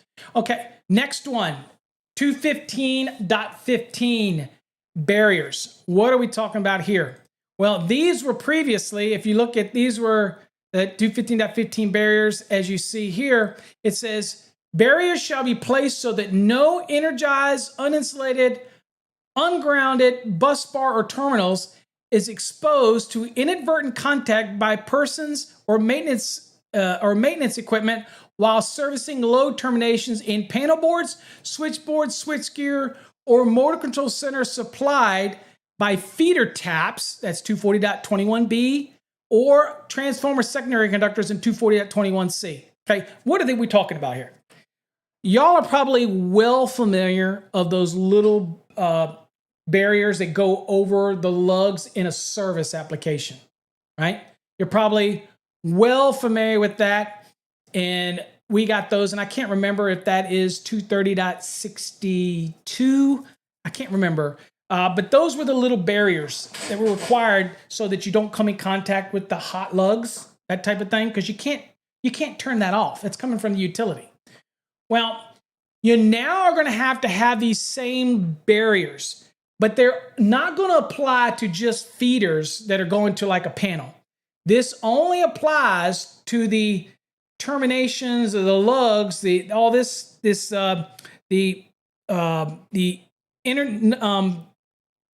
read it. Barriers such that no energized, uninsulated, ungrounded bus bar or terminals exposed. So the lugs that are in a panel or switchboard or switchgear or motor control center that is supplied by feeder taps.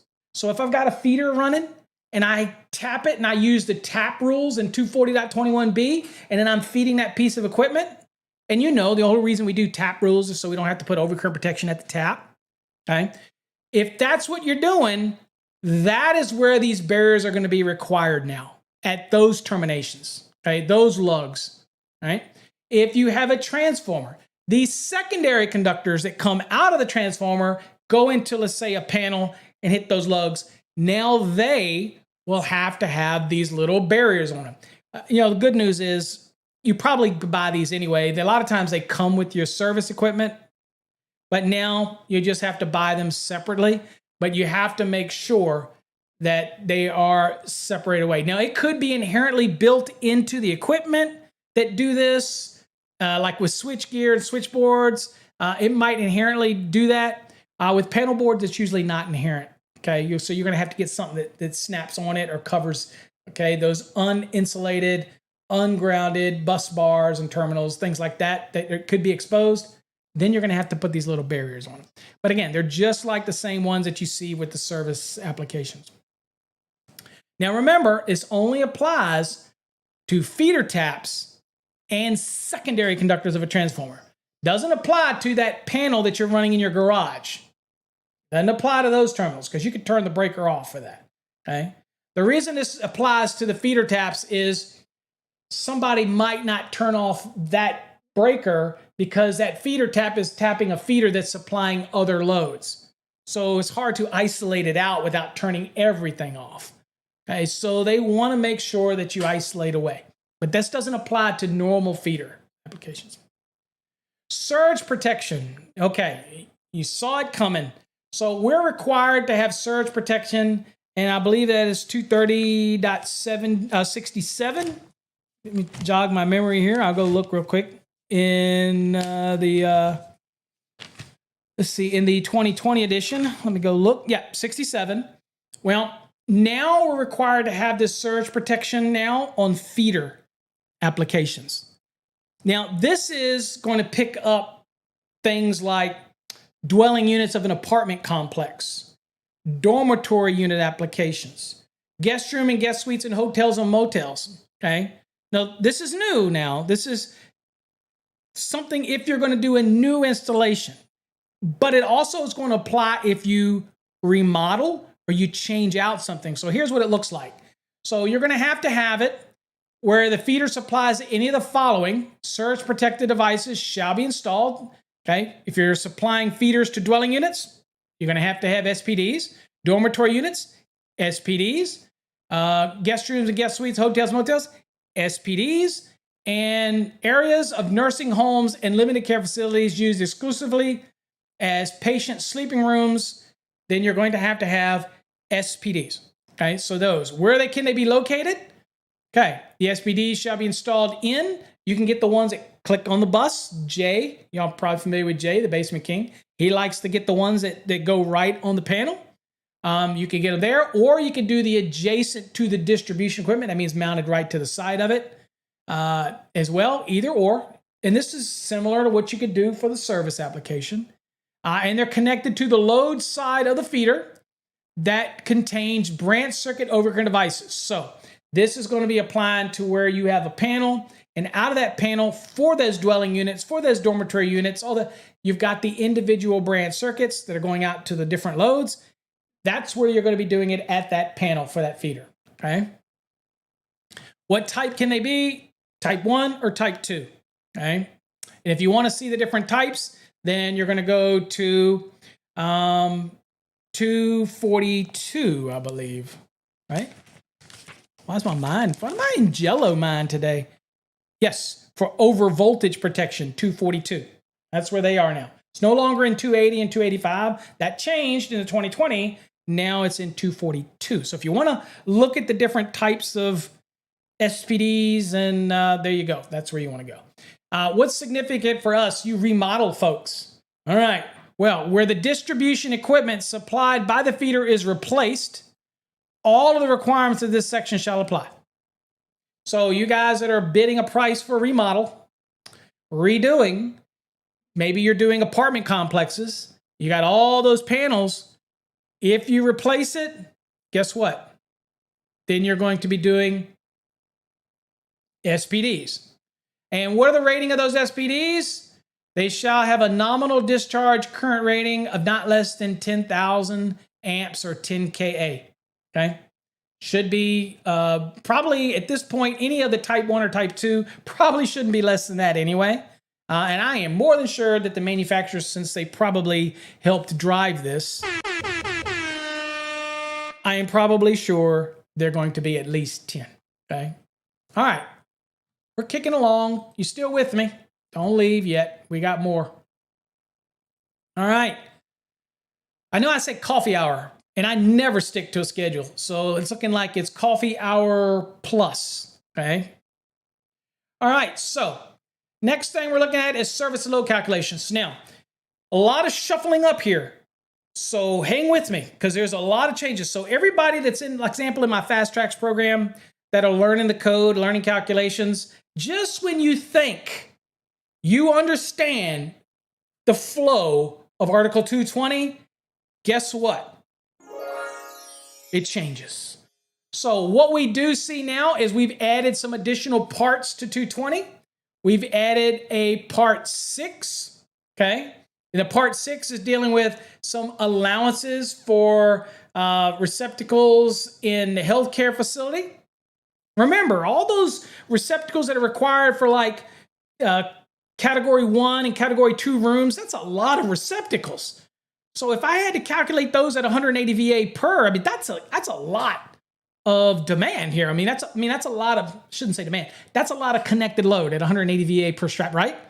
So you're going to get some allowances here for those, okay? So that's what you're dealing in Part 6. And of course, Part 7 is going to relocate what was in 555 over into Part 7, giving you some allowances for those shore power receptacles and things like that, okay? All this type of stuff, all right? So you'll see that, some allowances there.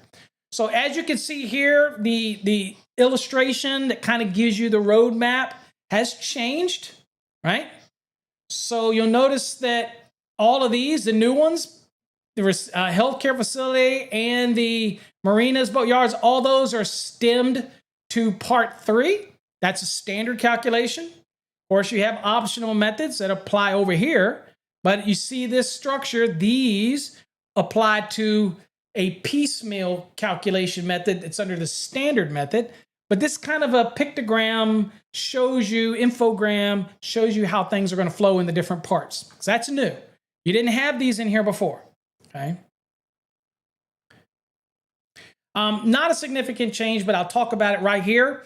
220.3, this table reminds you of some other applications where, again, it says, look, you got to meet all the rules in here in 220 for calculating and all these loads, but you need to keep in mind that there's some special purpose calculations in other articles, okay, in other sections that you got to be aware of.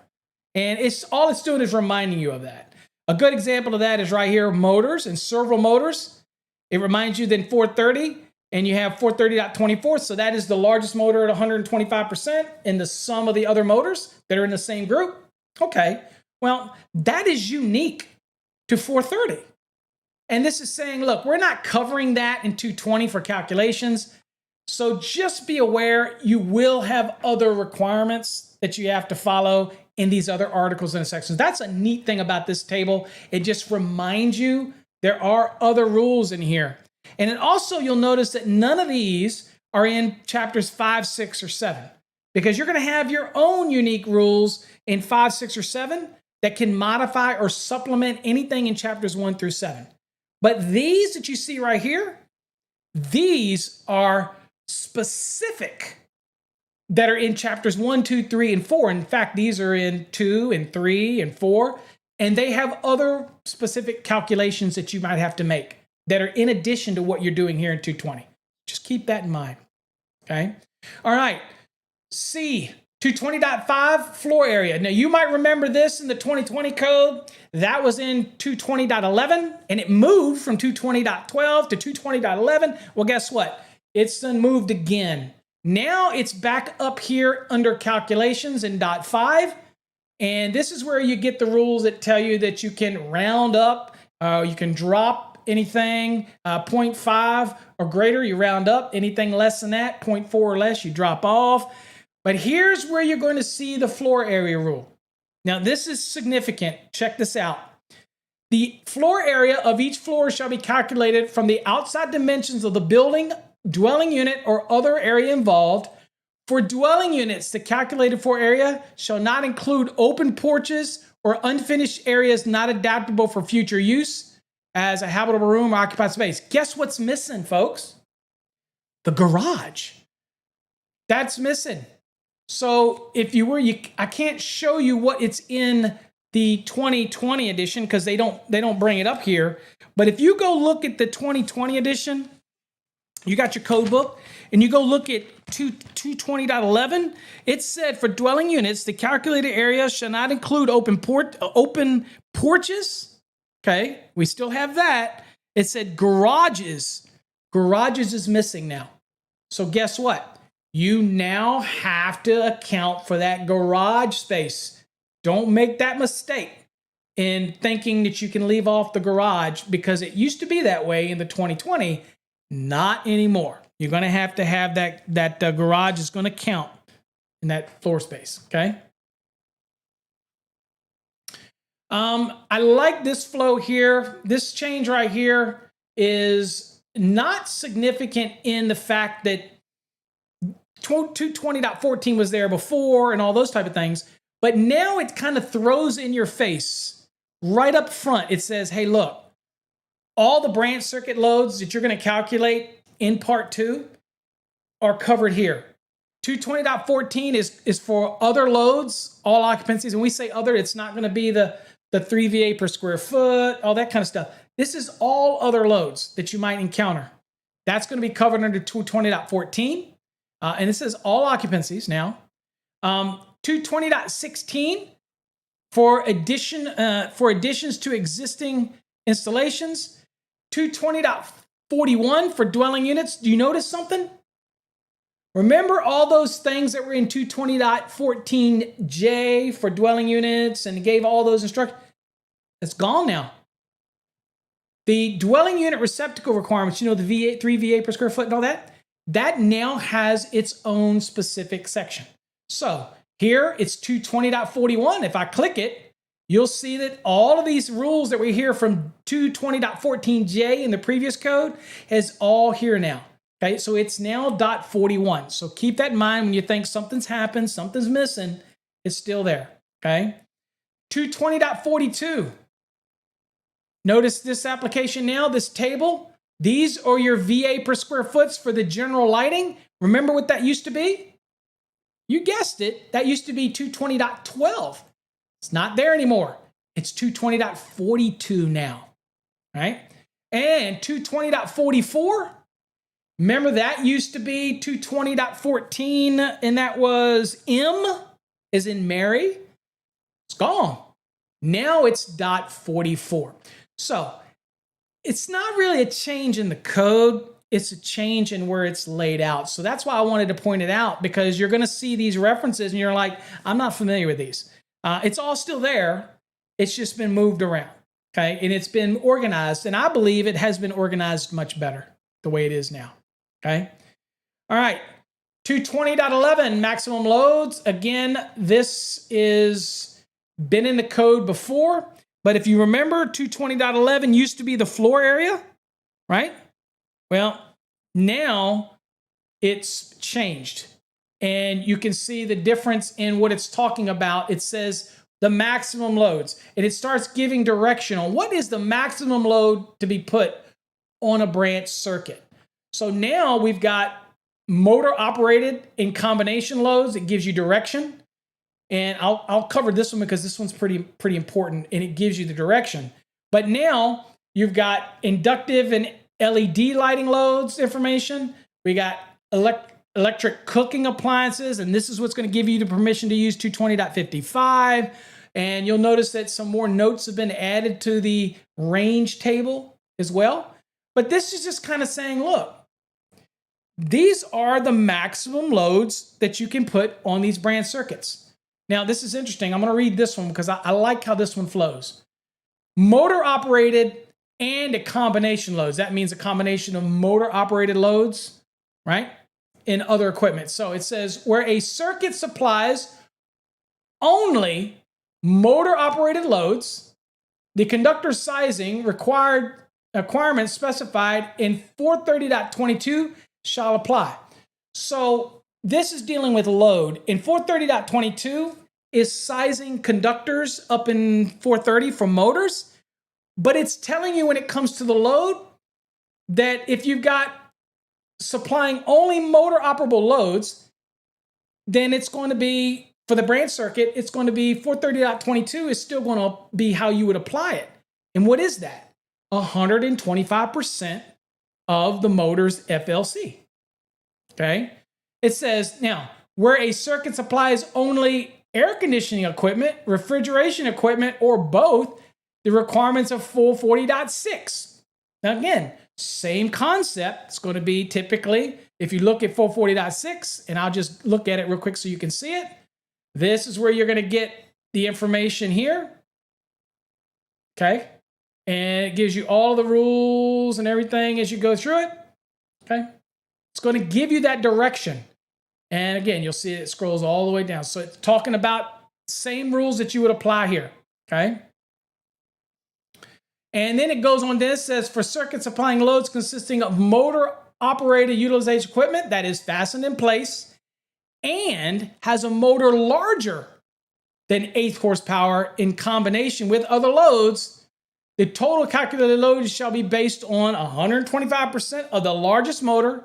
And then it wants the sum of the other loads. And that is very much consistent with what it says in 430.24. See, 125% of the FLC of the largest rated motor, and then, of course, the sum.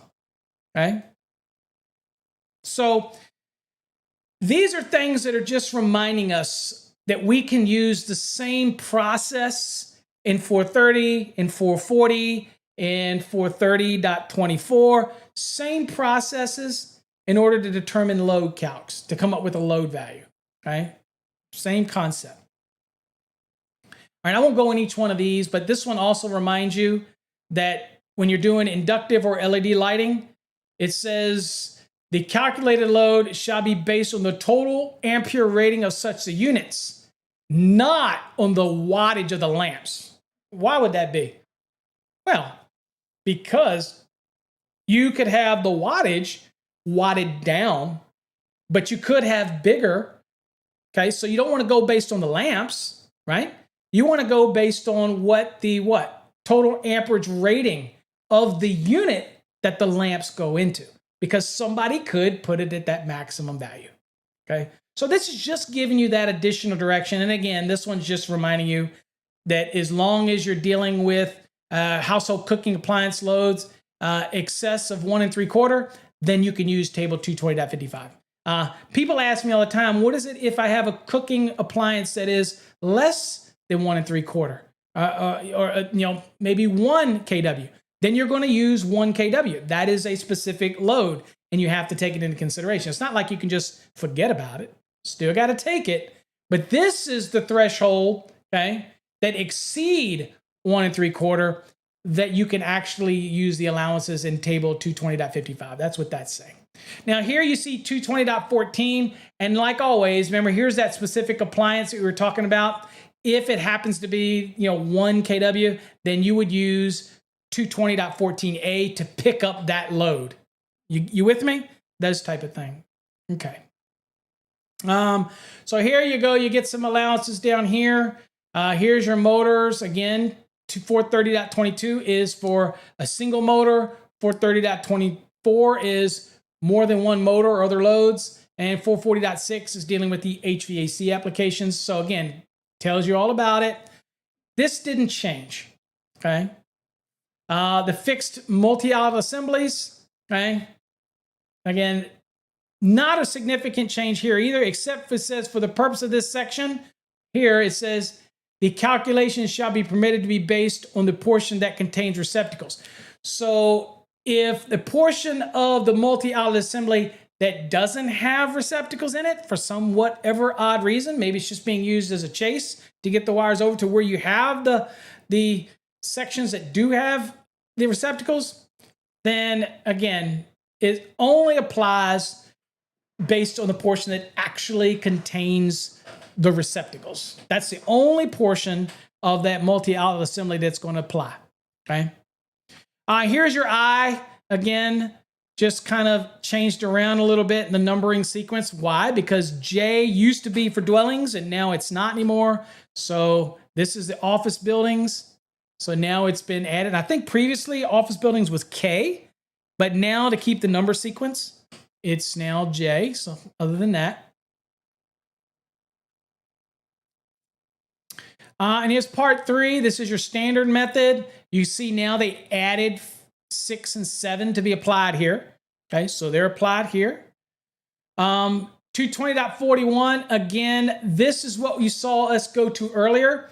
This is the new location that gives you the information for your receptacles and dwelling units, the 3 VA per square foot and all that kind of stuff for the standard method. All of that's listed here. Okay. 220.42, this is where it used to be 220.12, but now it's 220.42, and this is your VA per square foot for your lighting load, okay? And again, it reminds you, they added therefore to make it clear that this VA per square foot, this say 1.2 VA per square foot for transportation, maybe a bus terminal or something like that. So this lighting, general lighting application, that 1.2 VA per square foot already has the multiplier in it. So it is considered continuous load. It's clearly going to be on for 3 hours or more at its maximum output. That's the whole definition of continuous load. And so it already figures in, but the language now is different than what it used to say. Here it says, therefore, no additional multipliers shall be required when using the unit load in this table. Now, if you're in the 2017 code, you had to take that VA per square foot and you had to apply 125% to that. In the 2020, you didn't need to do that because this was already in there. But here in the 2023, it's just changed the language to say, therefore, these are continuous loads. You don't need to do anything else. It's already taken care of to treat these VA per square foot as a continuous load. Again, remember, this is general lighting. Okay. Here's your office building. Okay. The office buildings before, let's see here. And this was, I think office was K. So now this is now got its own dot 43. Okay. And same type of rules. But now it makes it, notice that in K, it didn't say anything about the table, which was in the previous code, it was table 220.44. That's the demand factors for non-dwelling receptacles. You could apply that. It didn't say that there. It says the calculated load from 220.14i after demand factors have been applied. What demand factors? It didn't, you had to know that we were talking about the demand factors in table 220.44, right? You had to know that. And that's an additional reduction for these office buildings when it comes to receptacles, right? Now it's pretty straightforward. It says the calculated load from 220.14i, which again, we looked at I, and I'll just click this again. I is 180 VA for each single, okay, or multiple receptacles on one yoke, okay? So a duplex, still 180. Simplex, still 180. Triplex on a single yoke, still 180 VA, okay? Same thing, didn't change.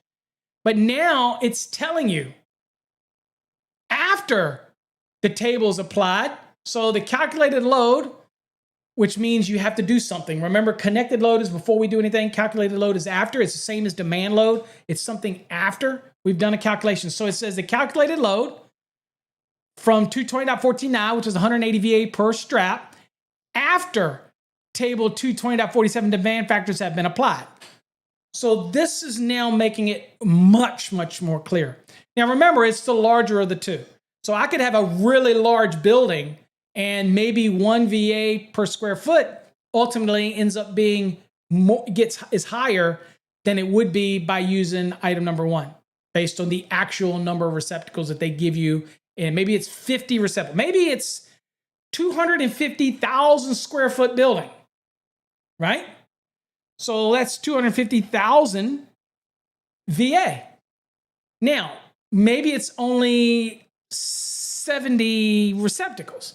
Okay, so 180 VA, okay, times 70 equals 12,600. Well, if I'm using this table, the first 10,000 at 100, so I take this 12,600 and I minus 10,000 from it, because again, that's at 100. And then the remaining over the 10,000 at 50, so that was 2,600. And I'm going to divide that by 2. This is 1,300 plus the original 10,000. That's 11,300. Well, obviously, I have to use whatever the larger of the two is, right? Well, that means back here, that means whichever is larger, that means I got to go with this one. 1 VA per square foot, because that would have been larger. Makes sense? All right. And the whole concept here is an office building. You're going to have people on computers and all this other stuff and that type of thing. Okay. All right. And here's the hotels and motels, which used to be 220.14m. Now you see it's 44. 220.45 used to be. Did you know what it used to be? This is the demand factors that are allowed to be applied to dwelling units, hotels and motels, warehouse used for storage, things like that. This used to be 220.42. Now it's 220.45. No change in the intent. It's just a new section you got to be aware of. And that can be tough in of itself to be aware of a new section. Okay. And there's 47 that we saw there. 220.50. So this is the one where people always go through the code and they go, so where does it say that I have to take the largest motor when we're doing a load calculation for a standard method? They go, where does it say I have to take the largest motor at 125% and do that? Well, it says it right here, even though it doesn't say it in the words that you want it to say. All right. For example, if I have the garbage disposal or the in-waste disposal is my largest motor in my dwelling, right? Then I have to take that at 125%, right? And then I'm already taking the other appliances at its sum. So I'm only capturing that additional 25% for that largest motor. I've already taken I'm pretty sure I've already taken that in-sink waste disposer in my calculation in 220.53, which is down here for the appliances. I'm sure I've already done that, but I have to take the motors and I have to meet these rules. And since that motor to that garbage disposal or in-sink waste disposal is the largest motor, it would be right here. That's what I do at 125. Well, I've already taken it at 100 because it's an appliance. I need to capture that additional 25%. So that's where this comes from. Now, people look at this and go, why don't you just tell me to do that? Well, they don't. You have to know that that's why this is telling you that you take the motors at 125. And the reason you don't take all the motors at 125 is because this is saying no. You take the highest rated motor at 125 and you take the sum of the other motors. Okay. And when you say in the same group, they're all going to be in the same group because typically in this case, in this example, they would all be going back to the single phase panel. It wouldn't be an issue for most of these calculations. But at any rate, that is the reason that we do that. Okay. And that's where we're capturing that additional 25% that so many people get confused about. Right. Same thing down here. If you're looking right here at part 4 of 440, you're going to see that it also, for conductor sizing. Now, this isn't conductor sizing, this is loads. But it's telling you to do the same thing for conductor sizing, just use that value. And that was 125%. So in part 4, it's going to say the same thing for the air conditioner. It says, take it at 125%. That's why we're getting that 25%, that additional 25%, probably because we've already taken the load itself. Okay. All right. So if that confuses you, I've done my best to try to explain that change, but this is really not any different than what's in the 2020. It's just breaking it out, trying to make it easier for you to understand where we're getting those values from.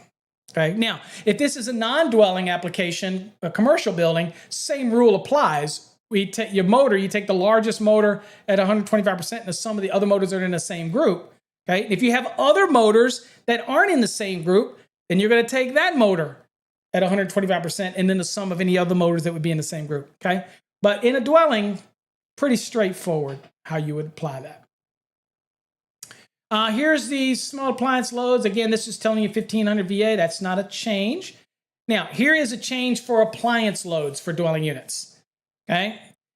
Now, we all know that when we're doing a standard method, that when we have 4 or more appliances and they're rated a 1/4 horsepower or greater or 500 watts or greater, and they're fastened in place, okay, then I can apply a demand factor of 75%. Okay, I'm trying to reduce my service load here. So I can apply this demand factor. However, you got to understand that this is what? For 1 family, 2 family, and multifamily dwellings, it shall be permitted to apply this 75%. Okay? This does not apply to these down here because they all have their own rules. So obviously it doesn't apply to household cooking. That's 220.55. So that's a whole separate rule. Clothes dryers, 220.54, separate rule. Space heating, separate rule. Air conditioning equipment, separate rule. And what's popular today? EV vehicles, EV charging equipment. Yeah, you might have them in there. They do not qualify to be counted as one of the appliances to be able to use this 75% demand factor. Okay? Can't do it. They've got their own rules in 625 you have to follow. They're typically going to be considered continuous loads, yada, yada, yada. And we do have some calculation base VA that we're going to use for these now that's new to 2023. So I'll show you that here shortly. But I just want you to know that, again, you do have these thresholds. These got their own rules. Okay. Now, one other thing, it's talking about a 1/4 horsepower or greater. If they are less than 1/4 horsepower, then they're not going to be counted as an appliance when it comes to this demand factor. Now, might need to be counted as a specific load, unless it's like an exhaust fan or stuff like that that is less than 1/8 horsepower, then that's generally part of the lighting load and you don't have to do anything. Okay? But be very aware, you could have other appliances in there that have a horsepower value that is less than 1/4 horsepower, right? Or if that's the case, you still got to account for that load. You just don't get to count it as one of the appliances to try to get to that 4 or more. You with me? Okay. All right, so there's your dryers. There's your range. Now, what's changed here is down here in the notes. Now, no significant, really big change here. What they did was they took note number 4 for branch circuits applications, and instead of it being just one note, they've now broken it up into multiples. That's all they did. So don't overthink this one. That's all they did. So if you look at note 4, you'll see that that's one big long run-on sentence. Now they done broken it down into a 4, a 5, and a 6. Okay? So that's all that's really taking place here. I also remind you, for folks that are doing exam prep, that you always get this notice about informative Annex D. If you're ever on an exam and you get in a bind and you really have lost your mind for a second there about how to do the calculations, always remember you can pop back to Annex D and see an example of a calculation. And that might jog the memory. You know what I'm saying? All right, so here is kitchen equipment other than dwellings. So this is like commercial kitchens and whatnot. They added the language in here again about talking about the 1/4 horsepower or greater, or 500 watts or greater. Okay, so what does it say here? It says calculating the load for commercial electric cooking equipment, dishwasher, booster heaters, water heaters, and other kitchen equipment in accordance with table 220.56 shall be permitted. So you're permitted to use this table. You're not required. You're permitted. You always want to use that, though, that it's going to result in a smaller service. But if you want to size everything to 100%, that's your prerogative, but you are permitted to do this, okay? Now, what if it says it's not one of these listed here? Okay, well, it says other kitchen equipment shall include equipment that is fastened in place and rated 1/4 horsepower or greater, or 500 watts or greater. Okay, so you could count them in these kitchen equipment, provided they're a 1/4 horsepower or greater or 500 watts or greater. Then you can add it and try to get to this 6 or over, where you get to apply a 65% demand factor. Okay, so just keep that in mind. Again, no real change here except for to add in that 1/4 horsepower or greater, 500 watts or greater. Those could be added to your count of equipment. So it's no longer just the things that they list here. Okay, it's not all inclusive for that. All right, check this one out. 220.57, electric vehicle supply equipment. Remember we talked about it? You cannot add it as one of the appliances. But if you do have an EV supply equipment in your dwelling or in your building, period, this is not just a dwelling driven, this is anywhere, then it says that if it's there, you're going to use a load calculated at either 7,200 watts, or VA, they're synonymous, or the nameplate rating of the equipment, whichever is larger. So at minimum, it's going to be 7,200 watts to get added into your calculation. Straight off the top, you can add it. But if that nameplate for that specific EVSE equipment happens to be greater than 7,200 watts, then you're going to take the greater value and you're going to add that to the calculation. Okay. 220.60, no change from the 2020. They attempted to try to make this cleaner. But it's still the same thing. You're going to look at the non-coincident loads, whichever is larger. You're going to take the larger. If the one that's the lesser has the largest motor, okay, but it's the lesser non-coincident load, then you're going to take it and recalculate it at 125%, and then you're going to compare it to whatever the one that was the larger. And if the lesser does not overtake the larger, then you just go with the larger. Okay, makes sense? So heating versus AC, we use this one a lot. If the heating is greater than the air conditioning, but yet the air conditioning has the largest motor, then in the dwelling, let's say, then I'm going to take that motor at 125%, and now I'm going to compare it to the actual heat and see which one wins. Okay, so that's still the same concept. you're going to apply here. Okay. Let's see here. This is no change here. The reduction, this is where you have a neutral and you get to apply the 70% to under the standard method for ranges and dryers when you're doing the neutral load calculation, right? And then also when you're doing a neutral calculation for your service, an example with that, or feeder, whereas the amount that's over 200 amps, you can apply 70% demand to that, but your first 200, you have to take it 100%, and then the value over that, you could apply 70% to it. So if I had a neutral, for example, that I did the calculation, and my neutral was 300 amps. All right, the first 200 is 100%, so I take that 200 and set it aside. I can take that remaining 100 and multiply that by 70%. We know that's 70 amps. Add the 70 amps back to the 200. So now my neutral can be reduced to 270 amps rather than the 300 amps. Okay. As long as I meet the different systems that are listed here, okay, then I can apply this. And again, there's an example in the formative Annex D that kind of shows you how that works if you're confused with how that works. Just remember, you get to do this reduction on top of any of the other reductions that you've already been able to do to this point. Energy management system 220.70. So this is getting huge. This would allow you to be able to size feeders and services based on an energy management system that would limit a set point for the load, right? So that it can't exceed it. So this has been added in here, and it's under the standard method now. It says if an energy management system is used to limit the current to a feeder or service in accordance with 750.30, and 750 is the article that deals with those energy management systems. So let's say you have one of those energy management systems and it's going to limit the current.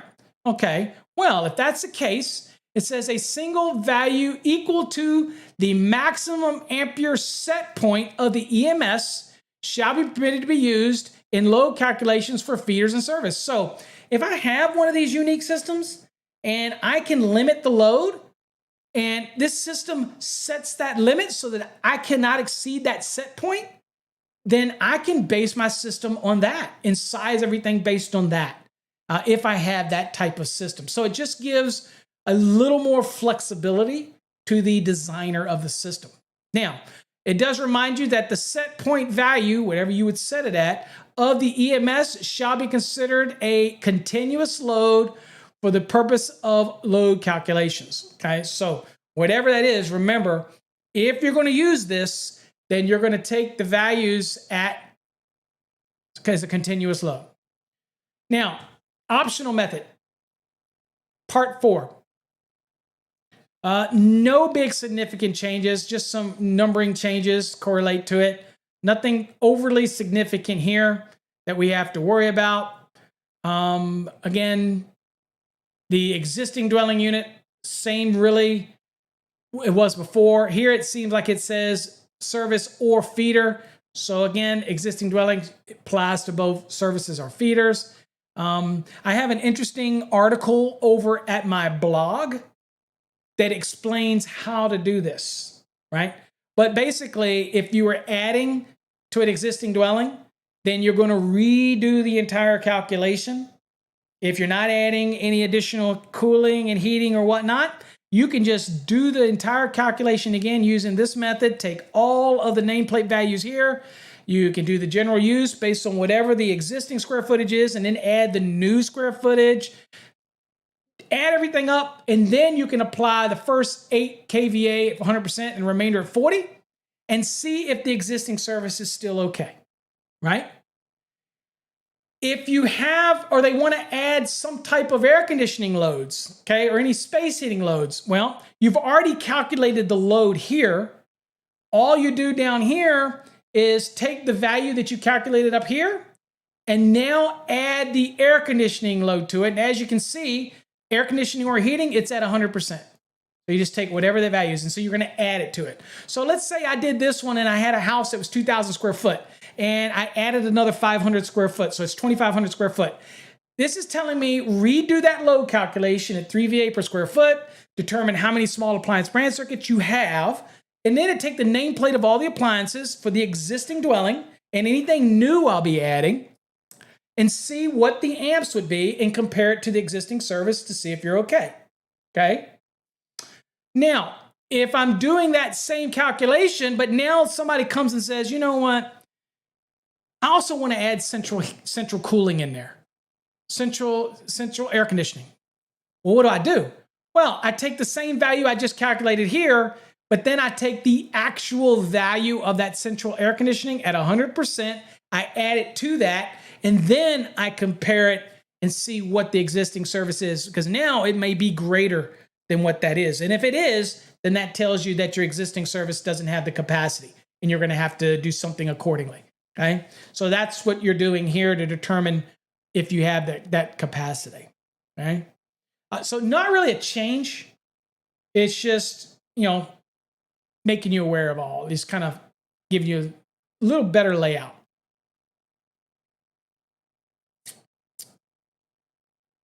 It looks like the schools, again, I'll have to look real quick in 220.86 for those that might be doing something with schools to see if there was a change. It looks like,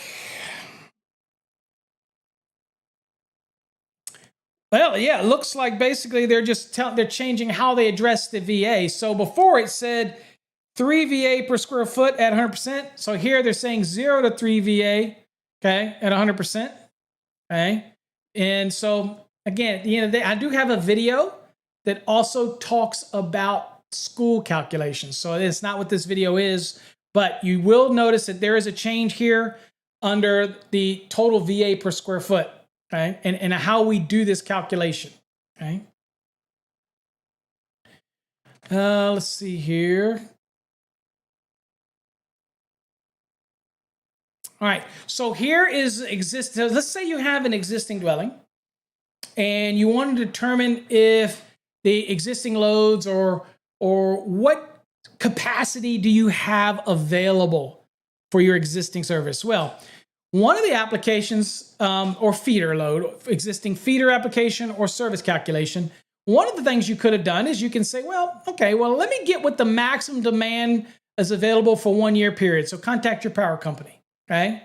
And then once you get that value, you take that value at 125% plus the new loads, and you see if that new loads exceeds what your existing service is, okay? And the other thing that's changed with this is it says, okay, look, I'll let you do this. We'll let you determine whether your existing feeder or existing service can handle these new loads you want to add. And I'll take the demand values from 1 year record. However, that's not new.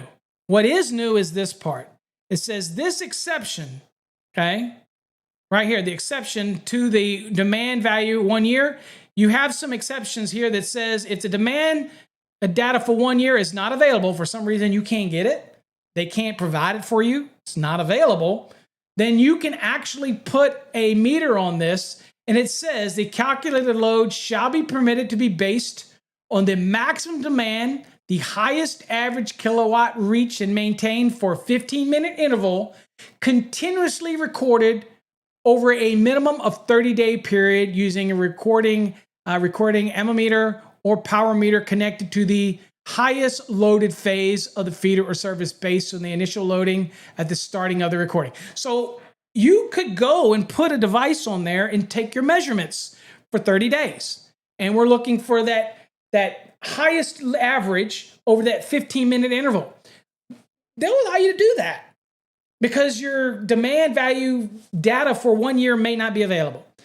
However, this exception to do that does not apply if this exception shall not be permitted if the feeder or service has a renewable energy system, i.e. PV, or wind generation, wind electric, or employs any form of peak load shaving. So if you have any of those things factored into this calculation and you're recording it, then you can't rely on that data and you can't use this exception. So you either if you have PV or if you have wind generation supplying power to this building, then you've got a problem. You're either going to have to get the demand for 1 year period to use this, or you just simply, you're not going to be able to use this allowance to do that. Okay.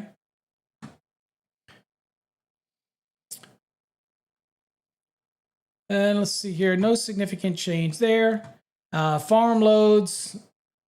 No significant change there that we want to talk about. So here's the new one. Okay. So here's 6. And it talks specifically about receptacle loads. So this is going to give you a break, right? When it comes to the receptacle loads, where? All right. Well, it says receptacle loads calculated in accordance with 220.14H. And if you remember what that is, right here, okay, these for these multi-outlet assemblies. And I, okay, if you remember what that was too. So I was, let's see, the office buildings. No, that's 180 VA per strap for receptacles. So those values, okay, that supplied by branch circuits not exceeding 150 volts, so your normal 120, that type of thing, okay, allows you to apply to some demand factors. Table 220.110.1 and 220.110.2 for healthcare. Okay, so if those receptacles are in a category 1 or category 2 patient care space, and if you remember in 517, these can be a lot of receptacles, right? I mean, a lot. Well, you shouldn't have to take 180 VA for each one of those and take them at that value. And that's what you'd be required to do per I, right, of 220.14I. Well, here it's going to allow you to apply some demand factors to those receptacles, right? So the first 5,000 VA, 100%, 5,001 up to 10,000 at 50%, and then any remainder over that at 25%. Now, if they're in receptacles that are in category 3 and category 4 that's required for patient care spaces, then you get the same thing. But in those spaces, the first 10,000 at 100%, and the remainder over that at 50%. So you are going to get some additional relief for those receptacles in those patient care spaces of category 1, category 2, category 3, or category 4 of those healthcare facilities, okay? It makes sense, right? Now, marinas, same thing down here. You still have the same applications. We won't go over this one because it's not a change. It just was a relocation where it was previously in, I think it was 555, might have been 555.6. Let me go look real quick in the 2020, just so I can be accurate. Now I'm going off memory. It was 555.6. So that's just been relocated now to 20.120. Same rules, same thing applies, nothing changed, but it's now been relocated here, okay? All right. Well, we covered 210, 215, we covered 220. That is a lot. So we're going to end it here for this as part 1. I'll bring it back to me. And hopefully I didn't keep you too awful long. That's a lot of stuff to cover. Again, when you get an analysis book, it's not going to cover near the things that we've talked about. And I've tried to give you a really high-level view of the changes. But it's not going to be as detailed as some books will be, but majority of them are just going to be trying to cover it, and they won't cover all the little pieces that I talked about. But that's why I like doing these videos, so that I can cover those little pieces, right? Okay. Anyway, this will be available over on our YouTube channel, so you can watch it later. I will not be restreaming this to other platforms. It will be over on our YouTube channel, so make sure if you're getting in late, you go watch it. And make sure you join me for part 2, where we'll get into 230, and we'll be going into 240, and we'll be going into 242 changes, and we'll keep moving on into, and we're gonna ultimately we're gonna get into 250 before we end this part of the 2023 code changes, and then we'll go into the other stuff after that. So hopefully this you got something out of it. Now, I do want to give a thanks to everybody over in the chat. Michael says he needs to get a bigger mug for coffee hour. You know, Michael, I've still got some in this one. My wife says, this is what my wife thinks of me. Okay, that is a cow. And I could say something that would get me in trouble, but the couch is lumpy at my house. Not going to say it. But Frank, thanks for joining me. Adam came in. Thank you, Adam. Robert joined me for the show. John joining me for the show. So, and I can't read that other one. Looks like CML joined me for the show. So all of you that joined, thank you. Appreciate it. And hopefully you got something out of it. And we're just dabbling into these code changes. And I figure what better way to talk about them than to do a live show. So if I said something you disagree with, I'm just trying to do it live. So maybe I fumbled something. I don't know. I'm only human. I'm certainly not the best educator in the world, but I do my best. So thanks everybody for joining me. Make sure you subscribe so you can catch us on the next episode. Till then, stay safe. God bless.